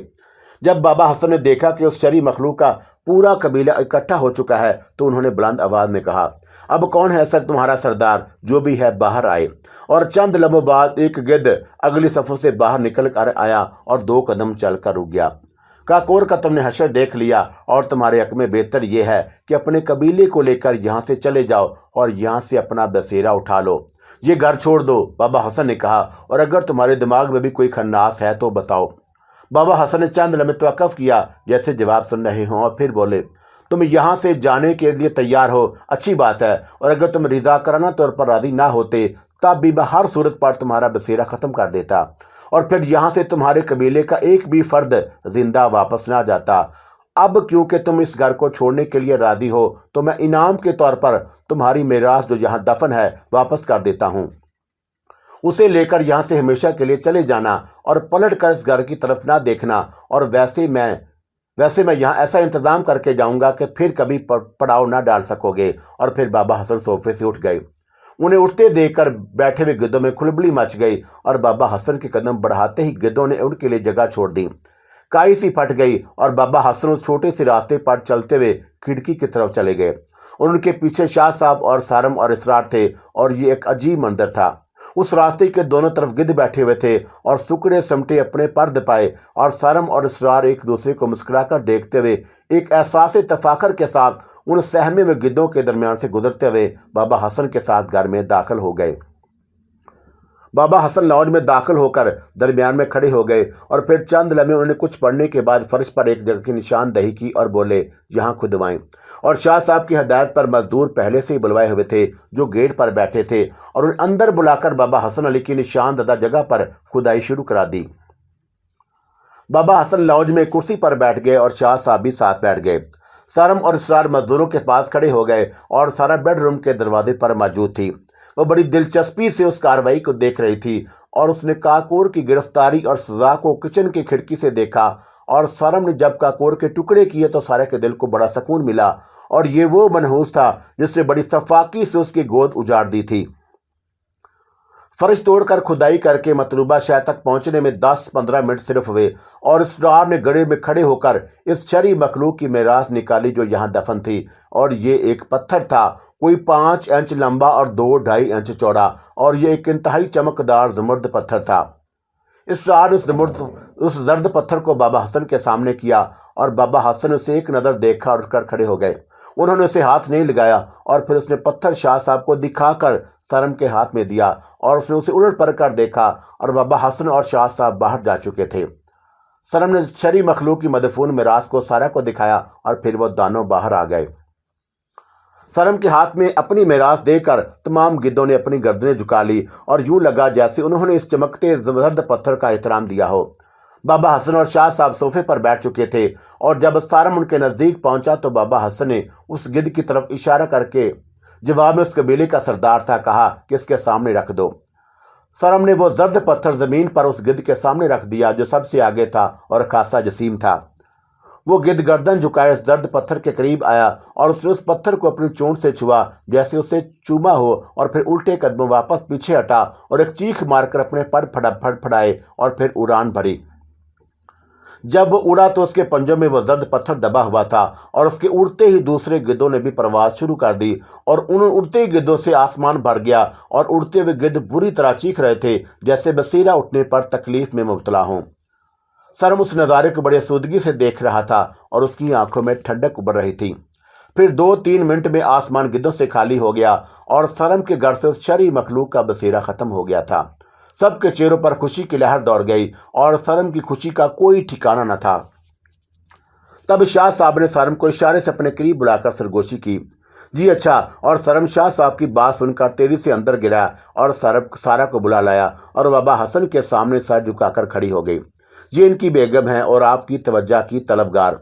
शाह साहब ने बाबा हसन से मुखातब होकर कहा, अरे शाह साहब, हम क्या और हमारी तवज्जो क्या। और ये कहकर बाबा हसन उठकर खड़े हो गए। उनके सर पर अमरूद का दरख्त था और हाथ बढ़ाकर एक अमरूद तोड़ा और सारा की तरफ बढ़ाते हुए बोले, ये लो और दोनों मिल बांट कर खा लेना। शुक्रिया बाबा। और सारा ने बड़ी अकीदत से वो अमरूद ले लिया और फिर कहा, आप इतनी दूर से हमारे लिए आए हैं, आपको जहमत हुई। ये सारा कारनामा इनका है। और बाबा हसन ने शाह साहब की तरफ इशारा किया, ये हमें खींच कर यहाँ ले आए। और अच्छा भाई, अब हम जाते हैं। उन्होंने सारम की तरफ देखा और फिर शाह साहब से मुखातब हुए, चलें? जी बिल्कुल। और शाह साहब ने फौरन कदम आगे बढ़ा दिए। सारम और सर ने बहुत रोका कि कम अज़ कम एक रात तो हमारे यहाँ क़याम कीजिए, और अगर आप क़याम नहीं करते तो रात का खाना ही हमारे साथ तनावल फरमाइए। लेकिन उन्होंने कोई पेशकश कबूल ना की और मजबूरन सारम को अल्लाह हाफ़िज़ कहना पड़ा। वो इसरार के साथ उन्हें गाड़ी में आस्ताना कमालिया छोड़ आया और वापस आकर उन्होंने काकोर के टुकड़े एक शापर में जमा किए और उस खबीस का क्या करें, उसे कैसे ठिकाने लगाएं। सरम ने पूछा। सरम भाई, मुझे मालूम है इसका क्या करना है, मैं ठिकाने लगा आऊँगा इसे। इसरार बोला। क्या करोगे? सरम ने इस्तफसार किया। मैं इसे कब्रिस्तान में दफन करूँगा और बाबा कंबल के साथ इसकी कब्र बनाऊँगा। 2 खबीसों को एक जगह इकट्ठा करूंगा, बड़ा मज़ा आएगा, इसरार ने हंसते हुए कहा। और फिर इसरार ने ऐसा ही किया और बाबा कंबल के बराबर उसे दफना दिया। उसकी पुख्ता कब्र बनवा दी और उस पर काकोर के नाम का कुतबा लिखवा दिया। सरम ने अपने घर आज 9:30 सजाए और लाउंज का पूरा फर्श तड़वा कर दोबारा बनवाया और घर का पूरा फर्नीचर तब्दील किया। और सारा और सरम ने मिलकर घर की एक एक चीज़ दोबारा सेट की और बाहर गार्डन में नए पौधे लगाए गए। और जब घर हर जाविये से सज बन गया तो एक ज़बरदस्त पार्टी का एहतमाम किया गया। सरम ने अपने तमाम अहबाब को इस पार्टी में शरीक किया और वह अपने साबका बास मोहसिन नगमी को मदऊ करना ना भूला। मोहसिन नगमी आते शगुफ्ता अंदाज में बोले, भाई तुमने बुलाए और हम आ गए, वैसे ये तो बताओ कि ये दावत किस सिलसिले की है? सर, ये कहाँ लिखा है? सरम हंस कर उन्हें छेड़ा। क्या कहाँ लिखा है और क्या मतलब है तुम्हारा? मोहसिन नगमी एकदम संजीदा हो गए। यही के घर आकर दावत की वजह पूछी जाए, सरम ने शरारत से कहा। और वैसे सर, बात यह है कि एक अरसा हो गया था आपको देखे हुए और सोचा छोटी सी तकरीब कर लूं। अच्छा, तो ये तकरीब हमारे एजाज में है। और मोहसिन नगमी की आंखों में यका चमक आ गई। भाई तो फिर हमारे गले में हार डालो, फूल डालो। कहीं से आवाज आई, कहाँ लिखा है? और ये सुनते ही महफिल की कश्त ज़ाफ़रान बन गई। वो अमरूद अगरचा बाबा हसन ने उनके घर में लगे हुए दरख्त से तोड़ कर दिया था, लेकिन उसका जायका बिल्कुल मुख्तलिफ था। اور وہ بے حد میٹھا اور انتہائی خوشبودار انوکھے ذائقے کا حامل تھا۔ سرم نے اس امرود کو بابا حسن کی ہدایت کے مطابق مل بانٹ کر کھایا اور اسے چھری سے کاٹ کر آدھا نہیں کیا، بلکہ وہ اپنے ہاتھ سے ایک دوسرے کو کھلاتے رہے اور یہاں تک کہ امرود ختم ہو گیا۔ یار یہ کچھ جلدی نہیں ختم ہو گیا؟ اور سرم چٹکارے لیتا ہوا بولا۔ سرم یہ امرود تھا، کوئی تربوز نہیں، اور سارا نے اپنی مسکراتی آنکھوں سے دیکھا۔ سرم بڑے غور سے سارا کو دیکھنے لگا اور اس کی آنکھوں میں یکدم محبت کا دریا امڈ آیا۔ کیا ہو گیا؟ اور سارا نے اس کی آنکھوں کے سامنے ہاتھ نچایا۔ اب مجھے کھاؤ گے کیا؟ خبردار جو مجھے امرود سمجھا۔ اور بہت دن کے بعد مجھے میری سارا ملی ہے، اور میں اس لہجے، اس انداز کو جیسے ترس گیا تھا۔ سرم نے اسے قریب کرتے ہوئے کہا، اور سارا تم کہاں کھو گئی تھی؟ میں کھوئی نہیں تھی، الجھ گئی تھی، اور تم نے مجھے بچا لیا سرم، ورنہ میرا جانے کیا حشر ہوتا۔ اور سارا نے اس کے کندھے پر اپنا سر رکھتے ہوئے کہا، سارا میری تکمیل تم سے ہے اور تمہارے بغیر میں ادھورا ہوں۔ سرم نے اس کی ریشمی زلفوں کو اپنی مٹھی میں بھر لیا۔ او مجنو کے ابا، میرے بال چھوڑ دو، کھینچ رہے ہیں۔ اور سارا نے اس کے ہاتھ کو پکڑتے ہوئے کہا، یار تم میں یہ بڑی خرابی ہے، اچھے بھلے موڈ کا ستیہ ناش کر دیتی ہو۔ اور سرم نے اس کے دور ہو کر بیٹھ گیا۔ اور میری پیاری بیوی، اب ایسے تو نہ روٹھو۔ اور سارا نے اس کے نزدیک ہو کر کان میں سرگوشی کی، اور میں بھی ادھورا ہوں تمہارے بغیر، اور میری شرارتی شوہر، آپ پھر ہم ایک ہو جائیں۔ اور سارا نے اسے بازوں میں سمیٹتے ہوئے کہا، ابھی 2 ہی ماہ گزرے تھے کہ ایک دن سارا منہ دھوتے دھوتے چکرا کر واش روم میں گر پڑی، اور سرم گھر میں موجود تھا، اور وہ اسے لے کر ڈاکٹر کے پاس بھاگا، اور خالہ سجو مسات تھی۔ لیڈی ڈاکٹر نے اچھی طرح معائنہ کرنے کے بعد سرم کی طرف مسکرا کر دیکھا، مبارک ہو جناب۔ یہ ایک زبردست خوشخبری تھی، اور ایسی خوشخبری کہ جس کے بارے میں امید نہ تھی کہ اتنی جلدی اسے مل جائے گی، اور اس خبر نے گویا اسے دیوانہ کر دیا، اور ایک گول مٹول سے مہمان کی نوید دی گئی۔ اوہ، اور سارا میں کس قدر خوش قسمت ہوں، سرم والہانہ انداز میں کہتا، اور میں بھی تو۔ اور سارا نے اس کی ناک پکڑ کر بولتی، ہاں ہم دونوں۔ اور وہ دونوں ایک دوسرے کی آنکھوں میں دیکھتے اور بے اختیار ہنس پڑتے۔ اور ایک دن اسرار سو کر اٹھا تو اس کی بے چینی اسے قبرستان لے گئی، اور قبرستان پہنچ کر اس بے چینی کی وجہ معلوم ہوئی۔ بابا کمبل اور کاکور کی قبریں غائب تھیں، اور قبروں کی جگہ ہموار تھی، جیسے وہاں کبھی قبریں تھی ہی نہیں۔ اور پہلے تو اسرار کو شبہ ہوا کہ وہ ان قبروں کی جگہ بھول گیا ہے، اور پھر اس نے ادھر ادھر نظریں دوڑائیں، اور ساری نشانیاں موجود تھیں، بس قبریں غائب تھیں۔ اسرار نے گورکن سے رابطہ کیا تو اس نے بتایا، صاحب جی ایسا تو کبھی نہیں ہوا، اور میری اور میرے باپ دادا کی ساری زندگی انہی قبروں کے ساتھ گزر گئی، اور کبھی کسی نے ایسے واقعے کی نشاندہی نہیں کی۔ ہوا کیا آخر؟ اسرار نے بے چین ہو کر پوچھا۔ صاحب جی دونوں قبریں رات کو دھماکے سے بیٹھ گئیں، اور قبریں بارشوں سے ضرور بیٹھ جاتی ہیں، لیکن یہاں تو کوئی بارش ہوئی اور نہ زلزلہ آیا، اور پھر بھی دونوں قبریں بیٹھ گئیں، اور دونوں قبریں زمین میں اس طرح دھنس گئیں کہ ان کا وجود مکمل طور پر مٹ گیا۔ اور جب میں دھماکے کی آواز سن کر قبروں کے نزدیک گیا تو میں نے ایک سفید پوش بزرگ کو وہاں سے جاتے دیکھا۔ کیا بزرگ کے سر پر چھوٹی سی کالی پگڑی تھی؟ اسرار نے فوراً پوچھا۔ ہاں جی، گورکن نے اقرار کیا، اور بڑے نورانی چہرے والے بزرگ تھے وہ۔ جی بات اسرار نے سارم کو بتائی، اور وہ بڑا حیران ہوا، اور بابا حسن کی شخصیت ایک معمہ بنی ہوئی تھی۔ سارم نے انہیں زیارت کے ایک ریسٹ ہاؤس نوبر کے درختوں کے سائے میں رلی پر بیٹھے لیٹے ہوئے دیکھا تھا، اور پھر وہ اس کرسی زرنگا پر مطمئن نظر آئے، اور باوجود اسرار کے شاہ صاحب نے اس اسرار کو کھول کر نہ دیا، بس اتنا کہا کہ میاں صاحب تمہارا کام ہو گیا، تمہیں اس شرعی مخلوق سے نجات مل گئی، اتنا کافی ہے، اب کھوج کس بات کی؟ لیکن کھوج تو برقرار تھی، تجسس اپنی جگہ قائم تھا۔ آخر وہ تھے کون؟ اور اسرار کا خیال تھا کہ وہ انسان نہ تھے، اور اس شبے کی وجہ یہ تھی کہ بابا حسن نے شاہ صاحب کے علاوہ کسی اور سے ہاتھ نہیں ملایا تھا۔ اسرار نے جب ان کے غیر انسان ہونے کے سلسلے میں اس دلیل کو پیش کیا تو سارم کی سمجھ میں بات نہ آئی، اور اس نے پوچھا، ہاتھ ملانے سے کیا فرق پڑتا یار؟ سرم بھائی بات یہ ہے کہ جنات کے ہاتھوں میں ہڈی نہیں ہوتی، اور ان کے ہاتھ روئی کی طرح ملائم ہوتے ہیں، اور وہ ہم سے ہاتھ ملا کر اپنی پہچان کیوں کراتے؟ اسرار نے انکشاف کیا، اور اس انکشاف پر سارم کو حیرت ضرور ہوئی، لیکن یقین پھر بھی نہ آیا۔ اور بابا حسن علی کون تھے؟ اور اس کے بارے میں حتمی اندازے سے کوئی کچھ نہیں کہہ سکتا تھا، اور کائنات کے راز خالق کائنات کے سوا کوئی نہیں جانتا، یا صرف وہ جانتے ہیں جنہیں اللہ جاننے کی اجازت دیتا ہے۔ لیکن مسئلہ یہ تھا کہ جو جانتے تھے وہ کچھ کہنے کے لیے تیار نہ تھے۔ اور اللہ حافظ میرے دوستو، اللہ حافظ۔